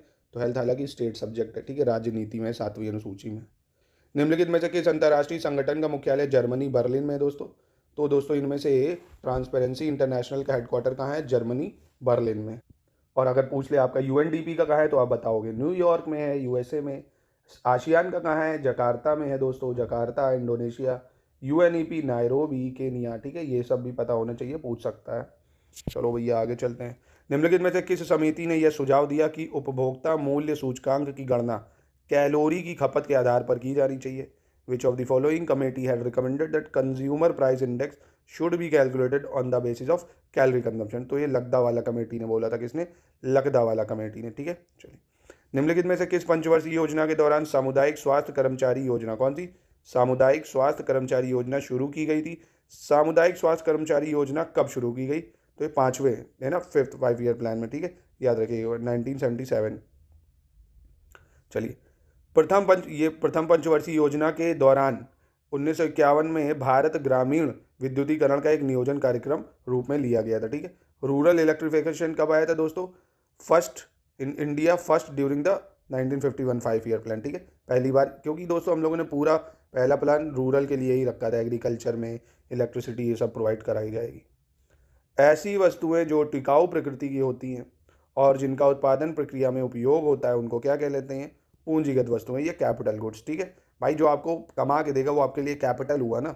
अब मान लो आप कोई कार चलाते हो, उस आप कार से अर्न करते हो, तो आपके लिए कैपिटल गुड्स है, क्योंकि आप उससे पैसा कमाते हो। जिस भी चीज़ से, मशीनें हैं आपको पैसा कमा के देंगी तो कैपिटल गुड्स है। घर की एसी फ्रिज ये आपको पैसा थोड़ी कमा के देगी, तो ये कैपिटल गुड्स थोड़ी। शुद्ध अप्रत्यक्ष करों किसमें शामिल होते हैं? Net indirect tax are included in. तो नेट इनडायरेक्ट टैक्स को दोस्तों नेशनल डिस्पोजेबल इनकम या राष्ट्रीय प्रयोज्य आय में डाला जाता है, ठीक है। किस वर्ष से बजट पेश करने की परंपरा 1 फरवरी से शुरू हुई थी दोस्तों? तो याद रखना 2017 से बजट को 1 फरवरी में डाला जा रहा है, जब से इसको मर्ज भी कर दिया गया था। रेलवे बजट और आपका जो नेशनल बजट होता है उसको मर्ज कर दिया गया था। नहीं तो पहले रेलवे अलग बजट लाता था। कई मंत्रियों में ये होता है, यार ये मंत्री देखो इनका भौकाल ज़्यादा, पूरा रेल का बजट अलग ही ला रहे हैं हम लोग बेचारे। तो इस डेपोटिज्म को ख़त्म करने के लिए किस वर्ष से रेल बजट को केंद्रीय बजट में मिला दिया गया? यही 2017 से, और 1 फरवरी को पूरा बजट देने लग गए, नहीं तो पहले रेल का अलग आता था। किस वर्ष तक बजट सिर्फ अंग्रेजी में ही पेश किया जाता था? तो 1955 तक इंग्लिश में ही बजट पास होता था दोस्तों, ठीक है। पहली बार पेपरलेस बजट कब पेश किया गया था? तो 2021-22 में किया गया। आपकी यूपी में भी पेपरलेस बजट है, ठीक है। पेपरलेस बजट ये इंपॉर्टेंट फ्रेज है, मतलब सब डिजिटल हो गया, सबकी टेबल के आगे टैब लगा अपना, उसमें आ रहा है। चलिए, स्वतंत्र भारत की पहली महिला वित्त मंत्री के तौर पर इंदिरा गांधी जी ने किस वर्ष बजट पेश किया था? तो इंदिरा गांधी जी ने 1970 में बजट पेश किया था। कब किया था? 1970 में। चलिए 157 देख लेते हैं। Who among the following wrote a book about the principle of economic drain during the British rule? तो ये किसने लिखी थी भैया इकोनॉमिक ड्रेन थ्योरी? ये लिखी थी आपकी दादा भाई नौरोजी ने, ठीक है। आर्थिक गतिविधि के किस क्षेत्र के अंतर्गत परिवहन और भंडारण आता है? तो देखिए ट्रांसपोर्टेशन, ये सब आपका टर्सरी सेक्टर मतलब सर्विस सेक्टर में आ जाता है, ठीक है। निम्नलिखित में से किस कर का आरोपण केंद्र करता है किंतु संग्रह और विनियोजन राज्य करते हैं? Which of the following taxes is levied by union and collected by states? तो ये स्टैंप ड्यूटी जो होती है, स्टैंप टैक्स लगाता केंद्र पर, वसूलता राज्य सरकार है। डैश वह अधिकतम उपलब्ध आय है जिसे किसी देश द्वारा वस्तुओं और सेवाओं की खपत पर बचाया और खर्च किया जाता है, ठीक है। तो ये राष्ट्रीय प्रयोज्य आय या नेशनल डिस्पोजेबल इनकम, ठीक है, is the maximum available income that can be saved and spent on consumption of goods and service by a country. मुद्रास्फीति अर्थव्यवस्था के निम्नलिखित वर्ग हेतु लाभकारी क्या है? Inflation is beneficial to which of the following section of economy? तो क्रेडिटर्स के लिए दोस्तों इन्फ्लेशन बेनिफिशियल होता है हमेशा, लेनदार के लिए, ठीक है। किसके लिए? लेनदार के लिए। और ये बहुत इंपॉर्टेंट क्वेश्चन है, ठीक है। अगर महंगाई होती है तो अगर आपने कर्जा लिया तो आपके लिए अच्छा ही है वो। निर्यात और आयात के लिए मांग की लोच का योग डैश होने पर देश अपने भुगतान शेष में अवमूल्यन द्वारा सुधार करता है। तो क्या करता है भैया? इकाई से अधिक या मोर देन अ यूनिट। निर्यात और आयात के लिए मांग की लोच का योग इकाई से अधिक होने पर देश अपने भुगतान शेष में अवमूल्यन कर देता है, मतलब अपनी जो करेंसी उसका है उसका डिवैल्यूएशन करता है। 2010 में सूक्ष्म वित्त संस्थाओं में मुद्दों और चिंताओं का अध्ययन करने के लिए निम्नलिखित में से किस समिति का गठन किया गया था? ठीक है, तो ये करी गई थी दोस्तों मालेगाम समिति। कौन सी थी? मालेगाम समिति। सूक्ष्म वित्त संस्थाओं में मुद्दों और चिंताओं का अध्ययन करने के लिए मालेगाम समिति। चलो, राज्य वित्त आयोग द्वारा की गई सिफारिशों के आधार पर राज्य में नगर पालिकाओं और पंचायतों के संसाधनों की अनुपूर्ति के लिए राज्य की संचित निधि के संवर्धन के लिए आवश्यक उपाय किसके द्वारा सुझाए जाते हैं? तो ये दोस्तों केंद्रीय वित्त आयोग या यूनियन फाइनेंस कमीशन हो जाता है, ठीक है। वित्त एवं योजना आयोग के विलय का सुझाव किसने दिया था दोस्तों? ठीक है, merger of finance and planning commission, ये दिया था एमवी माथुर ने। किसने? एमवी माथुर ने। चलिए, निम्नलिखित में से क्या आयात प्रतिस्थापन नीति के अनुरूप है दोस्तों? विच of the following is consistent with import substitution policies? तो शुल्क एवं कोटा, फीस एंड कोटास, ये जो है क्या है? ये इम्पोर्ट सब्सटीट्यूशन पॉलिसी के अंदर आता है, ठीक है। निम्नलिखित में से कौन सी एक अंतरण अदायगी है? इसका मतलब क्या है? Transfer payment. क्या खतरनाक हो नाम हिंदी में होते हैं, अंतरण अदायगी, ट्रांसफर पेमेंट। देखो इतना शॉर्ट हो जाता है। चलिए, ट्रांसफर पेमेंट दोस्तों पता है आपको क्या होता है? अनएम्प्लॉयमेंट अलाउंसेज, बेरोजगारी भत्ता, स्कॉलरशिप, रिटायरमेंट पेंशन, ये सब क्या है? ट्रांसफर पेमेंट के तहत आती हैं, ठीक है। राष्ट्रीय आय की गणना करते समय निम्नलिखित में से क्या इन्वेंट्री निवेश में शामिल नहीं होता है दोस्तों? ठीक है, इन्वेंट्री में वर्ष के दौरान जो बिक्री में परिवर्तन होता है वो शामिल नहीं होता, ठीक है। ध्यान रखिएगा इसको, क्या नहीं होता? वर्ष के दौरान जो बिक्री होती है। बाकी अर्ध तैयार माल के स्टॉक में परिवर्तन, कच्चे माल के स्टॉक में बदलाव, तैयार माल के स्टॉक में बदलाव, मतलब जो अभी इन्वेंट्री का मतलब है जो अभी आपके पास है, एक तरह से समझ लो, ठीक है। बाकी चेंज इन सेल्स उससे कोई मतलब, वो आपकी इन्वेंट्री नहीं है। सही युग्म चुनना है दोस्तों, इनमें से क्या सही होगा? दोस्तों देखिए, सेकेंड 5 ईयर प्लान का सही समय है 1956 से 61, ठीक है। फिफ्थ 5 ईयर प्लान का सही समय है 1974 से 78 तक ही रहा था ये, ठीक है, 1974 से 78। एट्थ 5 ईयर प्लान 1992 से 97, ये सही मैच कर रहा है। बाकी ये भी याद रखो, पूछ सकता है। 5 ईयर प्लान से एक क्वेश्चन तो आता ही आता है, और मैंने पूरे 5 ईयर प्लान का एक अलग से वीडियो बना रखा है, उसको देख डालो, बहुत छोटा सा है, उसी से मिल जाएंगे। निम्नलिखित में से कौन सा उद्योग औद्योगिक नीति 1956 की अनुसूची ए में नहीं था? तो माइनिंग ऑफ सॉल्ट दोस्तों, नमक का खनन थोड़ी किया जाता है, ठीक है, तो ये तो लॉजिकल क्वेश्चन। चलिए 171 देख लेते हैं। स्वयं सहायता ग्रुप या एसएचजी के संबंध में गलत कथन कौन सा है? ठीक है, इनमें सामाजिक और आर्थिक रूप से एक समान 20 लोगों तक के स्वैच्छिक समूह शामिल होते हैं, ठीक है। 10 से 20 ही लोग होने चाहिए, उससे ज़्यादा नहीं होना चाहिए। दूसरा, self help group are not required to follow certain rules. Self help group के लिए निश्चित नियमों का उपनियमों का पालन करने की आवश्यकता नहीं है। ऐसा कैसे हो सकता है? इनके लिए भी लॉज होते हैं दोस्तों, नाबार्ड और आरबीआई बनाती है इनके लिए भी लॉज। तो ये तो स्टेटमेंट हो गई गलत। 1996 में आरबीआई ने एसएचजी को, मतलब सेल्फ हेल्प ग्रुप को, BLP as a priority sector lending activity दे दी थी, तो ये भी ठीक है दोस्तों। आरबीआई ने एसएचजी बीएलपी को एक प्राथमिकता क्षेत्र की ऋण गतिविधि के रूप में घोषित किया था। ये भी सही है, यानी सिर्फ दूसरी स्टेटमेंट गलत है। भारत में कृषि कार्य करने वाले लोग इनमें से किस प्रकार की बेरोजगारी से जूझते हैं? डिस्गाइज अनएम्प्लॉयमेंट, अभी बताया ना, प्रच्छन्न बेरोजगारी, कि एक ही खेत में पूरा घर लगा पड़ा है, ठीक है, ज़रूरत है एक आदमी की, काम करे 3 लोग, और क्या ही करे बेचारे। निम्नलिखित में से कौन सा प्रत्यक्ष कर का एक उदाहरण है दोस्तों? डायरेक्ट टैक्स क्या है? तो अभी ऊपर पहले क्वेश्चन में करा था, इनकम टैक्स, ठीक है, जो डायरेक्ट आप जो लगा रहे हो उसी को पे कर रहे हो, ठीक है। भारत में डैश अर्थव्यवस्था में बैंकों के लिए सीआरआर तय करता है? तो ऑब्वियसली आरबीआई ही कैश रिजर्व रेशियो को तय करता है कि बैंकों का सीआरआर कितना होना चाहिए। किसी भी बैंक की नेटवर्थ डैश के बराबर होती है। जो बैंक की नेटवर्थ होती है वो क्या होती है? Fund plus debt minus liability, कि उसके पास फंड कितना है, मतलब कोष कितना है, उसके पास कर्जा कितना है, माइनस उसकी लाइबिलिटी कितनी है, उसको देना कितना है, ठीक है, ये होती है उसकी नेटवर्थ। ये फॉर्मूला याद रखना।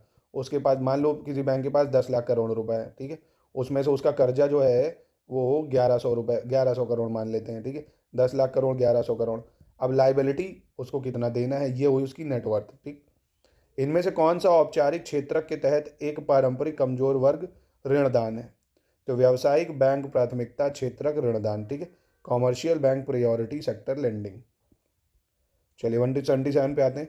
सरकारी बजट के संबंध में निम्नलिखित में से कौन सा वाक्य गलत है दोस्तों? ठीक है, सरकारी बजट के संबंध में कौन सा वाक्य गलत है? यह वित्तीय वर्ष के लिए सरकार की अनुमानित प्राप्तियों और खर्चों का ब्यौरा होता है, ठीक है। ये भारत में सरकारी बजट एक संवैधानिक कर्तव्य है, बिल्कुल। यह प्राप्तियों और सरकार द्वारा किए गए व्ययों का विवरण है। It is a statement of receipt and expenditure incurred by the government. ये गलत हो जाएगा दोस्तों, ठीक है, ये गलत हो जाएगा। चलिए, there are 2 accounts in this, इसमें 2 खाते होते हैं, ये भी सही है दोस्तों। चलो नेक्स्ट। डैश मुद्रा का संचालन वेग कहलाता है। Dash is called the velocity of circulation of money. तो मुद्रा की एक इकाई अवधि में जितनी बार हस्तांतरण होता है। The number of times of unit of currency is transferred in a unit period. मतलब पैसा, कहते हैं ना, पैसा चलता है, पैसे के पैर होते हैं, तो पैसा जितना ज़्यादा दौड़ेगा मार्केट में, उसका सर्कुलेशन और वेलोसिटी उतना ज़्यादा बढ़ेगा। मान लो आपको 1000 रुपये दिए, आपने तुरंत किसी और को दे दिया, कुछ खरीदा, फिर उसमें ऐसे सर्कुलेट होता रहता है। निम्नलिखित में से किसका योग राष्ट्रीय आय का सबसे अच्छा वर्णन करता है? ठीक है, with the sum of which of the following best describe national income दोस्तों। तो देखिए एनएनपी, ठीक है, net national product on factor cost, ठीक है, फैक्टर कॉस्ट पे जो निकाला जाता है, एनएनपी ऑन फैक्टर कॉस्ट, ठीक है, याद रखना, ये इंपॉर्टेंट है ये सब। भारत में श्रम बल के आंकड़े उपलब्ध कराने वाला व्यापक घरेलू सर्वेक्षण क्या नाम है, जो पहली बार 1955 में आयोजित किया गया था? तो ये है दोस्तों एम्प्लॉयमेंट अनएम्प्लॉयमेंट सर्वे, रोजगार बेरोजगारी सर्वेक्षण, ठीक है। चलिए 181। निम्नलिखित में से कौन सी योजना इनपुट की खरीद, सामान्य सेवाओं का लाभ उठाने और उत्पादों के विपणन के मामले में पैमाने का लाभ प्राप्त करने के लिए एक जिला एक उत्पाद ODOP दृष्टिकोण को अपनाती है? ठीक है, तो प्रधानमंत्री द्वारा सूक्ष्म खाद्य प्रसंस्करण उद्यमों का औपचारीकरण, प्रधानमंत्री formalisation of micro food processing enterprises. चलिए ऊपर आते हैं 182 में। डैश 2005 को काम का अधिकार के रूप में जाना जाता है क्योंकि इसके तहत भारत सरकार द्वारा उन लोगों को एक वर्ष में 100 दिनों का रोजगार गारंटी की दी गई थी जिन्हें उनकी आवश्यकता है, ठीक है। तो मनरेगा के बारे में दोस्तों पता होगा ना, महात्मा गांधी राष्ट्रीय ग्रामीण रोजगार गारंटी अधिनियम, Mahatma Gandhi national rural employment guarantee है। चलिए ऊपर आते हैं। भारतीय लघु उद्योग विकास बैंक सिडबी की स्थापना किस वर्ष हुई थी? तो सिडबी दोस्तों 1990 में बना था। कब बना था? 1990 में। निम्नलिखित में से किसे पूंजीगत व्यय माना जाता है दोस्तों? तो विद्यालय भवनों का निर्माण, ठीक है, कंस्ट्रक्शन ऑफ स्कूल बिल्डिंग है, क्योंकि payment of salary, subsidy, pension, इसमें दोस्तों कुछ कैपिटल थोड़ी बन रहा है। कैपिटल एक्सपेंस वो होता है जो आप बनाओ और वहाँ से आपको पैसा आए। अब जैसे टोल टैक्स वगैरह आपने बना दिए, ठीक है, तो ये कैपिटल एक्सपेंसेस हैं। कैपिटल एक्सपेंस समझ जाओ इन शॉर्ट कि ऐसी जगह पैसा लगाना जहाँ से आप कमाएंगे। चलिए वर्ष 1991-92 के दौरान औद्योगिक उत्पादन में डैश की वृद्धि दर्ज की गई है। तो दोस्तों 1991-92 में इंडस्ट्रियल प्रोडक्शन में रिकॉर्डेड ग्रोथ जो थी 0.6% थी, सिर्फ कितनी? 0.6%। चलो 186।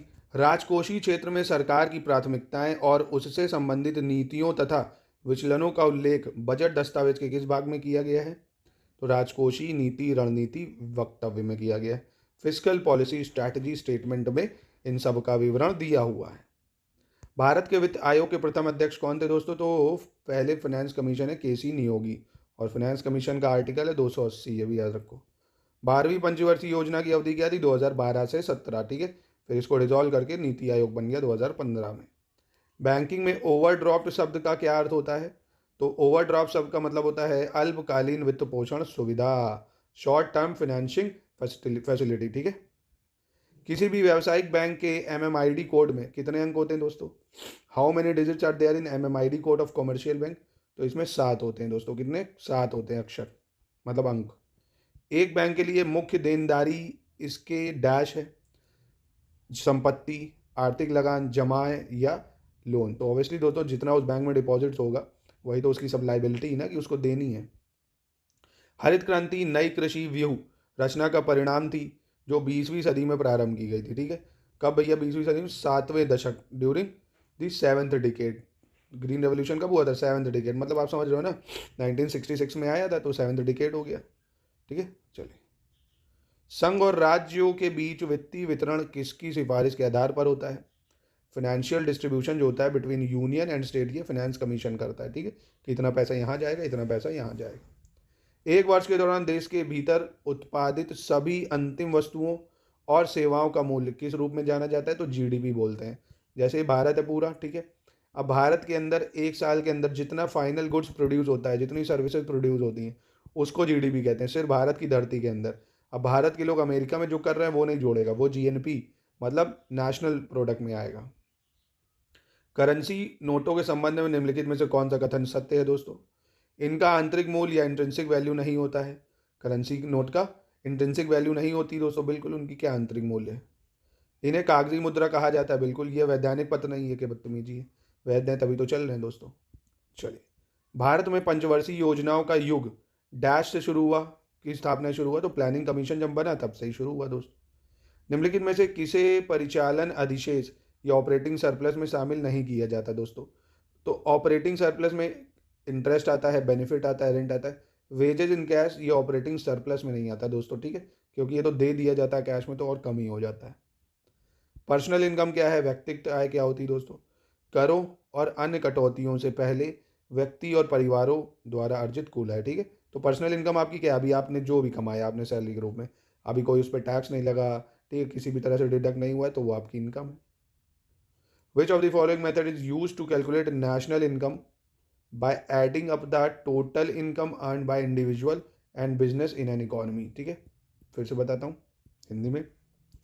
किसी अर्थव्यवस्था में व्यक्तियों और व्यवसायों द्वारा अर्जित कुल आय को जोड़कर राष्ट्रीय आय की गणना करने के लिए निम्नलिखित में से किस विधि का उपयोग करते हैं? तो उसको इनकम मेथड बोलते हैं। क्या बोलते हैं दोस्तों? उसको इनकम मेथड बोला जाता है, इनकम मेथड। चलिए 200 पे चलते हैं।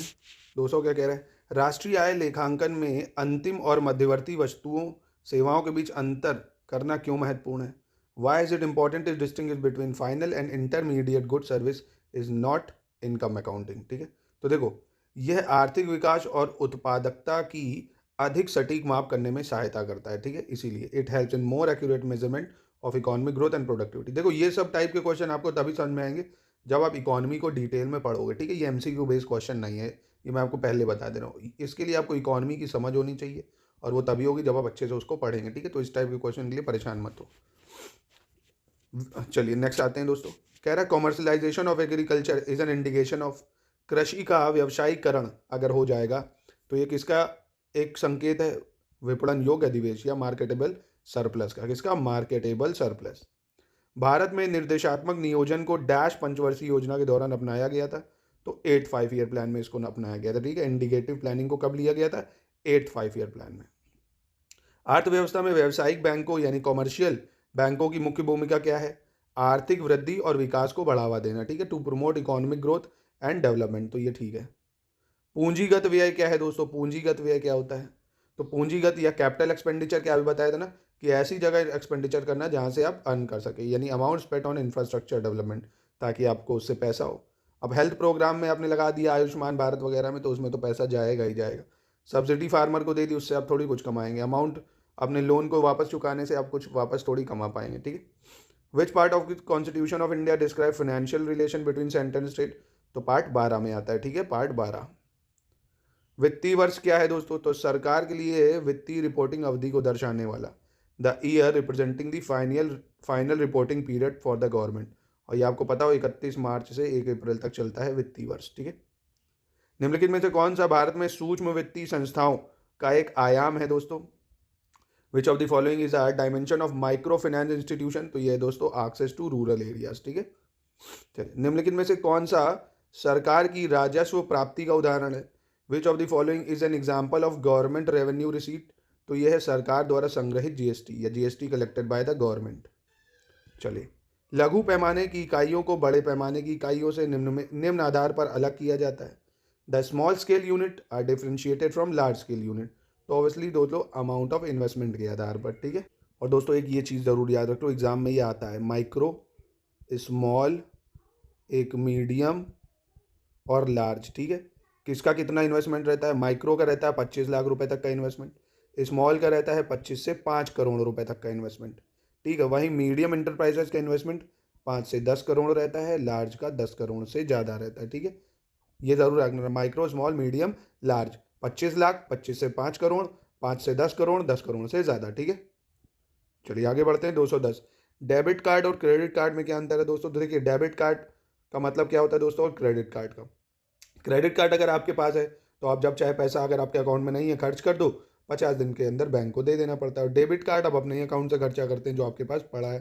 तो डेबिट कार्ड से सीधे बैंक खाते से पैसा निकाले जा सकते हैं, जबकि क्रेडिट कार्ड से एक निश्चित सीमा तक ऋण लिया जा सकता है। ये तो पता होगा आपको।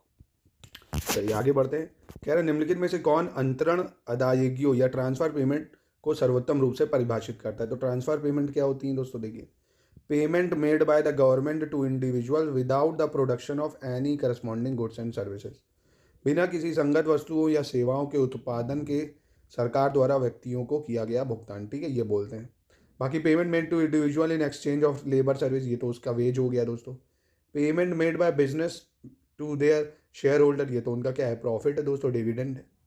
Payment made by individuals to the government in the form of taxes, तो ये दोस्तों थोड़ी होगा, ये तो टैक्स रिटर्न हो गया आपका, ठीक है। चलिए 212 देखते हैं। सेवा कर क्या है भैया? कर राजस्व यानी टैक्स रेवेन्यू, ठीक है। ब्याज प्राप्ति या गैर कर राजस्व यानी इंटरेस्ट रिसीट होती हैं जो, वो नॉन टैक्स रेवेन्यू, ये भी ठीक है। पीएसयू के शेयरों की बिक्री राजस्व व्यय, ये गलत है, ये पूंजीगत प्राप्ति होती है। क्या होती है? पूंजीगत प्राप्ति होती। क्यों? अगर मान लो गवर्नमेंट ने डिसइन्वेस्टमेंट करा, पीएसयू के शेयर को बेच दिया अडानी को, तो उसने पैसा कमाया ना, तो उसको कैपिटल रिसीट बोलेंगे, ठीक है। कैपिटल रिसीट, गवर्नमेंट ने रेल को बेच दिया तो उससे पैसा आया, तो वो कैपिटल रिसीट होती है, पूंजीगत प्राप्ति, ठीक है। कह रहा बाय सब्ट्रैक्टिंग क्या from GNP eight market price, जो हमें जीडीपी मिल जाए। तो देखिए, जीएनपी में अगर आप net factor income from abroad हटा देते हैं तो आपको जीडीपी मिल जाता है, ठीक है। जीएनपी है, इसमें net factor income from abroad घटा दो, net factor income from abroad. Net factor income from abroad क्या होता है? जैसे मान लो ये यूएसए है, ये इंडिया है, ठीक है। अब इंडिया वाले भी यूएसए में रहते होंगे, कुछ यूएसए के लोग यहाँ रहते होंगे। जो पैसा वहाँ से आया, जो पैसा यहाँ से गया, उनको माइनस कर दो, ठीक है। तो उससे आपका क्या निकल आएगा? जीडीपी मार्केट प्राइस पे। चलो, गैर कर राजस्व डैश का हिस्सा होता है। तो दोस्तों नॉन टैक्स जो रेवेन्यू होता है, कौन सा? नॉन टैक्स रेवेन्यू, वो रेवेन्यू रिसीट का पार्ट होता है। किसका पार्ट होता है? रेवेन्यू रिसीट का, राजस्व प्राप्तियाँ। अब राजस्व प्राप्तियाँ क्या है? सरकार देखो, जैसे आपसे क्या टैक्स लिया, गिफ्ट टैक्स ले लिया, तो ये रेवेन्यू रिसीप्ट हुआ ना सरकार को जो मिला। चलिए 215, निम्नलिखित में से आयात प्रतिस्थापन नीति का मुख्य लाभ कौन कौन सा है? Which of the following is the main advantage of import substitution policy? It helps the nation to achieve self reliance, ठीक है। यह राष्ट्र को आत्मनिर्भरता हासिल करने में मदद करता है। चलिए 216 देख लेते हैं। किस देश ने सर्वप्रथम शून्य आधारित बजट पेश किया? Which country first presented zero based budget? तो जीरो बेस्ड बजट पेश किया था दोस्तों यूएसए ने, ठीक है, यूएसए ने, ठीक है। चलिए, जब भारत में पहली पंचवर्षीय योजना तैयार की गई थी तब योजना आयोग के अध्यक्ष कौन थे? तो ऑब्वियसली जवाहरलाल नेहरू थे। कौन थे? Jawaharlal Nehru. In self help group decision regarding loans and savings are taken by, स्वयं सहायता समूह में ऋण और बचत संबंधी निर्णय कौन लेता है? तो ग्रुप के मेंबर ही लेंगे, और कौन लेगा, ठीक है, समूह के मेंबर लेते हैं। चलो, आरबीआई ने किस वर्ष इक्विटस होल्डिंग को एक लघु वित्त बैंक शुरू करने की मंजूरी दे दी थी? इक्विटस होल्डिंग को स्मॉल फाइनेंशियल बैंक, तो ये 2016 में दी थी, ठीक है।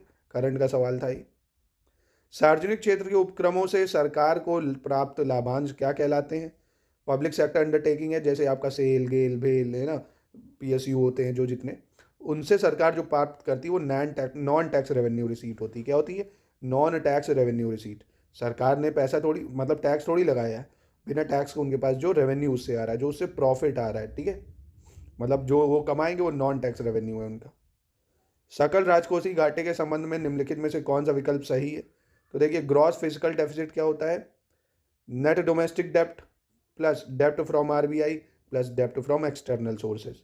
मतलब सकल राजकोषीय घाटा होता है सकल घरेलू ऋण, आरबीआई से ऋण और विदेश से ऋण, ठीक है। ये फॉर्मूले हैं, इसको याद रखने पड़ेंगे आपको। 222 कह रहा है निम्नलिखित में से किस पंचवर्षीय योजना का उद्देश्य खाद्यान्न उत्पादन में तेजी से वृद्धि करना था? The objective of which of the following 5 year plan was to rapidly increase food production. तो दोस्तों 7 5 ईयर प्लान में था, किसमें था? 7 5 ईयर प्लान। भारत के लिए आर्थिक विकास की योजना को किसके रूप में भी जाना जाता है? The plan for economic development for India is also known as Bombay plan, ठीक है, बॉम्बे योजना इसको बोलते हैं। निम्न में से भिन्न विकल्प को पहचानिए, identify the different option from the following. तो आंतरिक मूल्य या इंट्रिंसिक वैल्यू। इंट्रिंसिक वैल्यू, क्यों इंट्रिंसिक वैल्यू अभी समझ लीजिए। देखो, इंट्रिंसिक वैल्यू या आंतरिक मूल्य का मतलब होता है कि जब आप प्रिडिक्ट करते हैं कि यार ये शेयर इतने का जाएगा, ये इतना हो जाएगा। अब पैसा जो है 1,000 रुपये का है, वो 10 साल बाद भी 1,000 ही रहेगा, उसकी ना कीमत 1,000 के नोट की बढ़ेगी ना घटेगी, ठीक है, इसलिए वो थोड़ा अलग होता है। बाकी guaranteeing of issuing authority, paper money, legal tender, ये सब तो दोस्तों ठीक ही है। शकल प्राथमिक घाटा या ग्रॉस प्राइमरी डेफिसिट किसके बराबर होता है दोस्तों? Difference between gross physical deficit and interest payment, ठीक है, ध्यान रखिएगा। ग्रॉस प्राइमरी डेफिसिट किसके इक्वल होता है? सकल राजकीय कोष घाटे और ब्याज के भुगतानों के बीच अंतर। चलिए, डेबिट रिकॉर्डों के अनुसार उच्च घाटे की स्थिति के दौरान करारोपण और ऋण ग्रहण व्यय के लिए खर्च करने का डैश वित्त सिद्धांत क्या है भैया? As per David Ricardo, taxation and borrowing are equivalent finance means, ठीक है, तो ये डेफिनेशन है, याद रखिए इसको। निम्नलिखित में से कौन सा प्रस्ताव केंद्रीय बजट से संबंधित है? सेंसियोर मोशन, अटेंशन, एडजमेंट मोशन या कट मोशन? तो दोस्तों देखिए, कट मोशन जो है ये बजट में आता है, बाकी ये सब पार्लियामेंट की डिवाइसेज होती हैं, ठीक है, कट मोशन। करेंसी नोट और सिक्कों को क्या कहते हैं दोस्तों? करेंसी नोट और सिक्कों को दोस्तों फियाट मनी बोला जाता है। क्या बोला जाता है? Fiat money. चलिए आगे बढ़ते हैं। कह रहा भारत में कौन सी पंचवर्षीय योजना हैरोल्ड डोमार मॉडल पर आधारित थी? तो ये अभी हम लोगों ने देखा था फर्स्ट 5 ईयर प्लान, ठीक है, फर्स्ट 5 ईयर प्लान। चलिए, सूक्ष्म वित्त या माइक्रो फाइनेंस के संबंध में निम्नलिखित में से कौन सा कथन गलत है? ठीक है, इनमें से कौन सा कथन गलत है? तो सूक्ष्म वित्त संगठन वे बैंक है जो सूक्ष्म वित्त सेवाएं प्रदान करते हैं। Micro finance organisation are banks that provide micro finance service, ठीक है। चलिए 231 देखते हैं। कह रहे हैं आटे में गेहूं का मूल्य इसकी राष्ट्रीय आय के मापन की डैश विधि का एक भाग है। The price of wheat in flower is a part of the dash method of measuring national income. तो देखिए इसको वैल्यू एडेड मेथड बोलते हैं, ठीक है। ग्रॉस वैल्यू एडेड मेथड जो होता है ना, जीवीए मेथड, ठीक है। अब जैसे गेहूं है, गेहूं की वैल्यू बढ़ती कब है? जब वो आटा बनता है, ठीक है। आटे की भी कब बढ़ी? जब वो रोटी बनेगी ना, तो गेहूं से महंगा रोटी, रोटी से महंगा आटा, ऐसा कुछ चलता रहता है। चलिए 232, डैश कोष की वह न्यूनतम राशि है जो प्रत्येक बैंक को जमाओं के रूप में भारतीय रिजर्व बैंक के पास रखना अनिवार्य है, ठीक है। तो दोस्तों ये सीआरआर कहलाता है, ठीक है, कि एक लिमिटेड अमाउंट आपको रखना पड़ेगा हर बैंक, और ये डिसाइड कौन करता है? आरबीआई मॉनेटरी पॉलिसी के अकॉर्डिंग करती रहती है। चलिए, भारतीय लघु उद्योग विकास बैंक या सिडबी किसके द्वारा विनियमित किया जाता है? तो आरबीआई इनको रेगुलेट करता है, ठीक है, आरबीआई। निम्न में से वह कौन सा कारण नहीं है जिस वजह से अंतिम वस्तुओं को ऐसा कहा जाता है? कैसा कहा जाता है? Which of the following is not the reason why final things are called so, ठीक है। They are not further processed और चेंज, पहली चीज़ तो इसलिए तो बोलते हैं दोस्तों। फाइनल गुड्स क्या होती हैं? अब आगे वो चेंज नहीं हो सकती हैं। ये उत्पादन प्रक्रम में किसी और चरण से नहीं गुजरेंगी, बिल्कुल, अब कहाँ गुजरेंगी। इनका अंतिम उपयोग उपभोक्ताओं के द्वारा होता है, ठीक है। इनका उपभोग सबसे आखिर में किया जाता है। They are consume at last, ये गलत स्टेटमेंट है, ठीक है। इनका लास्ट में उपयोग करते हैं, इसलिए इनको फाइनल गुड्स थोड़ी कहते हैं दोस्तों, क्योंकि इनके साथ ये सब होता है कि अब प्रोसेस नहीं हो सकती हैं, अब किसी स्टेज से प्रोसेस से नहीं गुजरेंगी, ठीक है। चलिए 235 देखने कह रहा है which of the following is not one of the fundamental question that every society needs to answer, ठीक है। निम्नलिखित में से कौन सा उन मूलभूत प्रश्नों में से एक नहीं है जिसका प्रत्येक समाज को जवाब देने की आवश्यकता है? किन वस्तुओं और सेवाओं का उत्पादन करना है? ये तो देना पड़ता है। नहीं, what to produce, how to produce, whom to produce, economy में पढ़ा होगा। वस्तु को वितरण कैसे किया जाना है? वस्तुओं का उत्पादन कैसे करना है? How should the goods to be exchange, वस्तुओं का विनिमय कैसे किया जाना चाहिए, ये नहीं है, ठीक है। बाकी बचपन पढ़ा हुआ ना, what to produce, how to produce, whom to produce, मतलब क्या प्रोड्यूस करना है, किसके लिए करना है, कैसे करना है, ये सब। निम्नलिखित में से सही कथन की पहचान करनी, आइडेंटिफाई द करेक्ट स्टेटमेंट। नागरिकों से ऋण लेना राजस्व प्राप्ति है, taking loan from citizen is revenue receipt. तो दोस्तों क्या ये सही है? ये बिल्कुल गलत हो जाएगा। जीएसटी टैक्स डायरेक्ट टैक्स है, गलत है, इनडायरेक्ट होता है। इनकम टैक्स इज इनडायरेक्ट, गलत है, डायरेक्ट होता है। Fees and fines collected are non tax receive, वसूली और फीस जुर्माना एक गैर कर प्राप्ति है, ये ठीक है, बिल्कुल ठीक है। इनमें से कौन सी ई मुफ्त उद्यम अर्थव्यवस्था की एक विशेषता नहीं है, ठीक है। Which of the following is not a characteristics of free enterprises economy, सभी आर्थिक निर्णय आर्थिक नियोजकों द्वारा लिए जाते हैं। All economic decisions taken by economic planner, ये गलत है दोस्तों, ऐसा नहीं है। इकोनॉमिक प्लानर ही नहीं लेती, सरकार भी तो लेती है उसका, आरबीआई लेती है। ये तो हो गया, चलो। निम्नलिखित में से कौन सा कथन सही है दोस्तों, ये बताना है। Higher inflation means lower real GDP, other factors remaining the same, बिल्कुल सही स्टेटमेंट है, एक नंबर की। जितना ज़्यादा महंगाई होगी उतनी कम जीडीपी बनेगी, क्योंकि प्रोडक्ट जीडीपी में कम होते जाएंगे, ठीक है। दूसरा, if nominal gross domestic product and real gross domestic product are equal then the price index will be 200, ये गलत है। पहली चीज़ इक्वल होते नहीं है, ठीक है। GDP at factor cost, GDP at nominal price, तो ये स्टेटमेंट गलत है, ये सही। निम्न में से कौन सा किसी वस्तु के अंतिम वस्तु के रूप में पहचाने जाने का सही कारण है? Which of the following is the correct reason for an item to be recognised as a final item, इसे पुनर्चक्रित या दोबारा उपयोग नहीं किया जा सकता, यह उत्पाद के जीवन चक्र के अंतिम चरण में होती है, खरीद के बाद उपभोक्ता द्वारा इसे संसाधित नहीं किया जा सकता, निर्माता द्वारा इसे आगे और संसाधित नहीं किया जाता है, it is not further processed है ना, तो वही तो कहलाएगी ना फाइनल गुड्स, कि अब उसमें फाइनल कुछ नहीं ऐड हो सकता, प्रोसेस्ड है फाइनल, बस उसको कंज्यूम करना है आपको। चलिए, 2014 में सूक्ष्म ऋणदाता बंधन फाइनेंशियल सर्विसेज, जिसका मुख्यालय डैश में है, को आरबीआई द्वारा एक यूनिवर्सल बैंक शुरू करने के लिए सैद्धांतिक मंजूरी दी गई थी। माइक्रो लेंडर बंधन फाइनेंशियल सर्विस हेडक्वार्टर इन कहाँ है? ये कोलकाता में, ठीक है। चलिए, बैंकिंग एजेंट के रूप में नियुक्त की गई महिला एसएचजी सदस्य को क्या कहा जाता है, ठीक है। तो दोस्तों, what is women SHG, women appointed is the banking agent called? Bank Mitra, bank सहेली, बैंक फ्रेंड, तो नन ऑफ दीज। तो इसको दोस्तों बीसी सखी बोला जाता है, ठीक है, बीसी सखी, ठीक है, बीसी सखी। निम्नलिखित में से कौन सा विकल्प भारत में ऋण का एक संस्थागत स्रोत है? Which of the following option is an institutional source of credit in India? तो कॉमर्शियल बैंक से मिलता है दोस्तों ये सब, ठीक है, कॉमर्शियल बैंक। निम्नलिखित में से कौन भारत में नोट जारी करने वाला प्राधिकारी है? Which among the following is the note issuing authority in India? भारतीय औद्योगिक वित्त निगम, भारतीय रिजर्व बैंक, भारतीय राष्ट्रीय भुगतान निगम। तो दोस्तों आरबीआई तो करता है, ठीक है, आरबीआई करे। बीएफएसआई का अर्थ भारत में बैंकिंग, वित्तीय सेवाएं और डैश हैं, यह उन उद्योगों के लिए एक व्यापक शब्द है जो वित्तीय उत्पाद और सेवाएं प्रदान करता है, तो ये बीमा कंपनियां होती है दोस्तों, ठीक है। BFI stand for bank financial services and insurance, ठीक है। भारत में बेरोजगारी से संबंध निम्नलिखित में से सही कथन का चयन करना है, ठीक है। मौसमी बेरोजगारी मुख्यतः शहरी क्षेत्रों में पाई जाती है, मुख्यतः शहरी क्षेत्रों में पाई जाती है, तो ऐसा नहीं है, गाँव में भी तो होती है, खेती नहीं है तो बेरोजगार है। शिक्षित बेरोजगार लोग मुख्य रूप से भारत के ग्रामीण क्षेत्र में पाए जाते हैं, अरे कितनी गलत बात है। ग्रामीण अर्थव्यवस्था में बेरोजगारी को कम करने के लिए उच्च फसल सघनता वांछनीय है। High cropping intensity is describe to reduce unemployment in the rural economy, ठीक है। ये किसी पूंजीगत वस्तु की टूट फूट के लिए वार्षिक भत्ता क्या कहलाता है? मूल्यह्रास या डेप्रिसिएशन। दोस्तों सिंपल सी चीज़ है, आज आप कार खरीद के लाओ, उसकी वही वैल्यू थोड़ी रहेगी एक साल बाद। भारत में सूक्ष्म वित्त संस्थाओं का विनियामक कौन होता है? तो आरबीआई करता है इनको रेगुलेट, ठीक है। 1973 में भारत में विदेशी मुद्रा को विनियमित करने के लिए निम्नलिखित में से कौन सा अधिनियम पेश किया गया था? तो अभी बताया ना, फॉरेन एक्सचेंज रेगुलेशन एक्ट, ठीक है, 1973 में। आधुनिक औद्योगिक प्रणाली के उदय से पहले भारतीय निर्यात में मुख्य रूप से डैश जैसे निर्माण शामिल थे, तो क्या था दोस्तों? सूती और रेशमी वस्त्र, कॉटन या सिल्क क्लॉथ्स। किसी औद्योगिक नीति में अति लघु उद्योग इकाई के लिए निवेश सीमा बढ़ाकर 2 लाख रुपए करी गई है, कब? 1980 में। कब करी गई है? 1980 में, ठीक है। चलिए, अचल पूंजी के उपभोग को डैश के रूप में जाना जाता है? Depreciation. Consumption of fixed capital is known as depreciation, ठीक है। अगर आप कोई फिक्स कैपिटल उसको कंज्यूम कर रहे हो तो उसको डेप्रिशिएट कर रहे हो। फिक्स कैपिटल जैसे कार, एसी, ये सब हो गया। 1950 से 51 में भारत के सकल घरेलू उत्पाद का कितना प्रतिशत औद्योगिक क्षेत्र द्वारा योगदान दिया गया है? तो इंडस्ट्रियल सेक्टर में 13%, ठीक है। वर्ष 1922 में किस संस्था ने सीडीबीसी डिजिटल मुद्रा का प्रकार लॉन्च किया है? तो आरबीआई ने करा है। किसने? आरबीआई ने, ठीक है। किस दर के तहत आरबीआई एक्सचेंज के बिलों की पुनर्भुनाई करता है? Under which of these rates does RBI rediscount bill of exchange? तो ये बैंक रेट के तहत करता है, ठीक है। और ये सब मॉनेटरी पॉलिसी के थ्रू निकाला जाता है।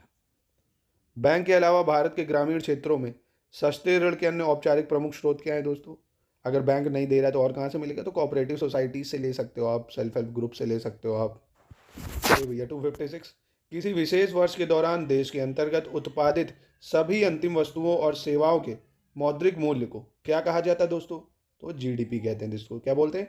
Monetary value. जो भी फाइनल गुड्स प्रोड्यूस होती है भारत के अंदर उसको जीडीपी कहते हैं। चलिए 257 देख लें। What is the stake of state government in RRB?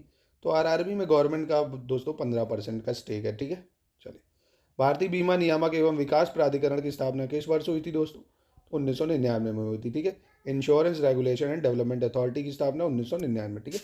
Uttar Pradesh में विधान परिषद वित्त विधेयक को कितने दिन विलंबित कर सकती है दोस्तों? ऑब्वियसली 14 ही दिन तक कर सकती है ना। कितने? 14 दिन तक। ये राज्यसभा भी कर सकती है। सरकार ने डैश में उद्यमशीलता को बढ़ावा देने के लिए स्टैंड अप इंडिया योजना शुरू की है। किसके लिए दोस्तों? महिलाओं और अनुसूचित जनजाति समुदाय के लिए, ठीक है। स्टैंड अप इंडिया अनुसूचित जनजाति समुदाय के लिए।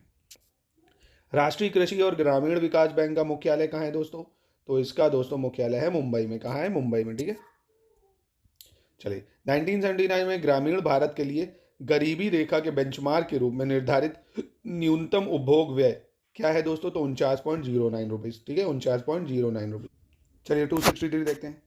कह रहे हैं इन विच 5-year plan was the following statement coated under government circumstances the intrinsic motivation for economic and social change arises from poverty and inequalities of income, wealth and opportunities। Hindi में बताता हूँ।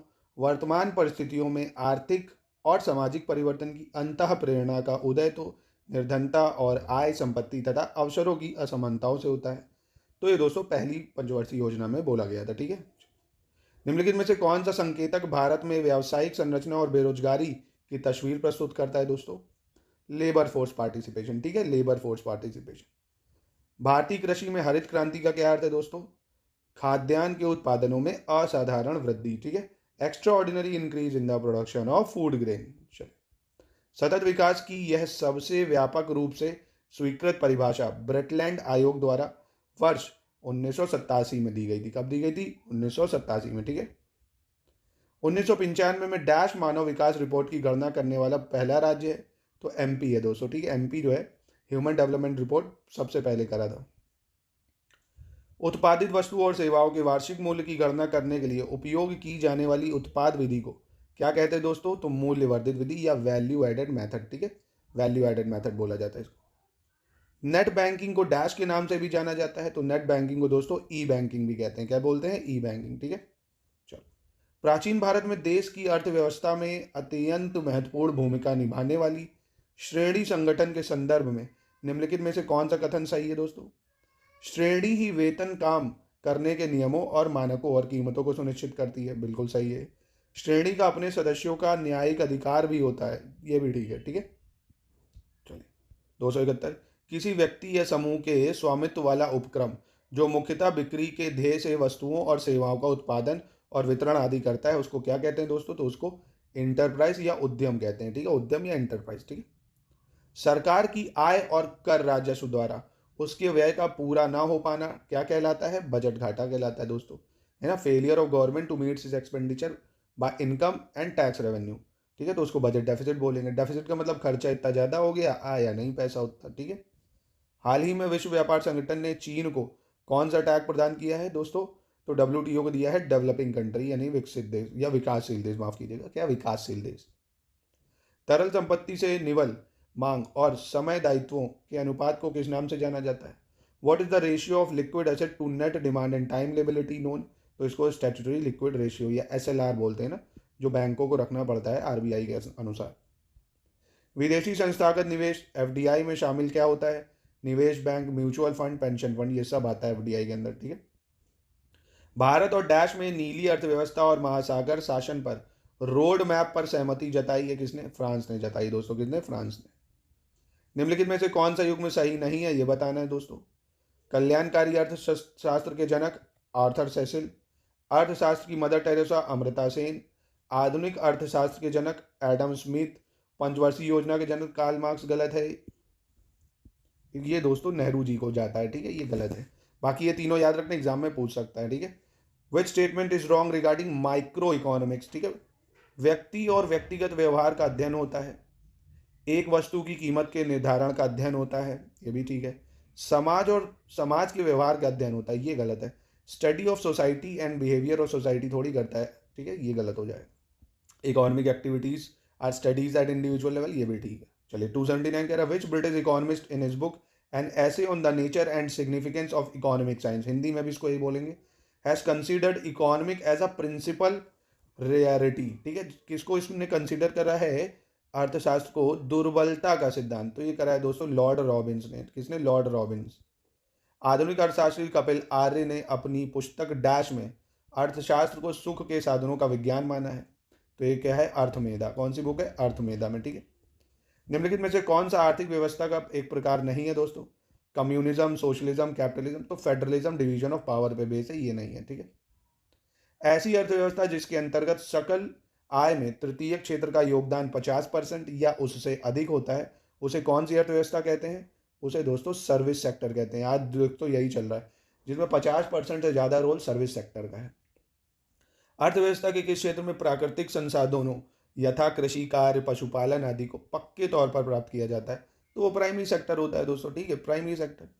बैंकिंग, बीमा, शिक्षा, चिकित्सा, पर्यटन, ये सब किस में आता है, ये सब सेवा है ना, तृतीय सेक्टर यानी टर्शरी सेक्टर, सर्विस सेक्टर। निम्नलिखित में से कौन सा कथन सही नहीं है ये बताना है। जीडीपी राष्ट्रीय उत्पादन और आय को दर्शाती है, ठीक है। जीएनपी केवल राष्ट्रीय उत्पादन को दर्शाती है, ये गलत है दोस्तों। जीडीपी सिर्फ नेशनल आउटपुट को नहीं दर्शाती, ये हमारे देश से बाहर क्या आउटपुट हो रहा है वो भी दर्शाती है। बाकी ये तो सही है ही है।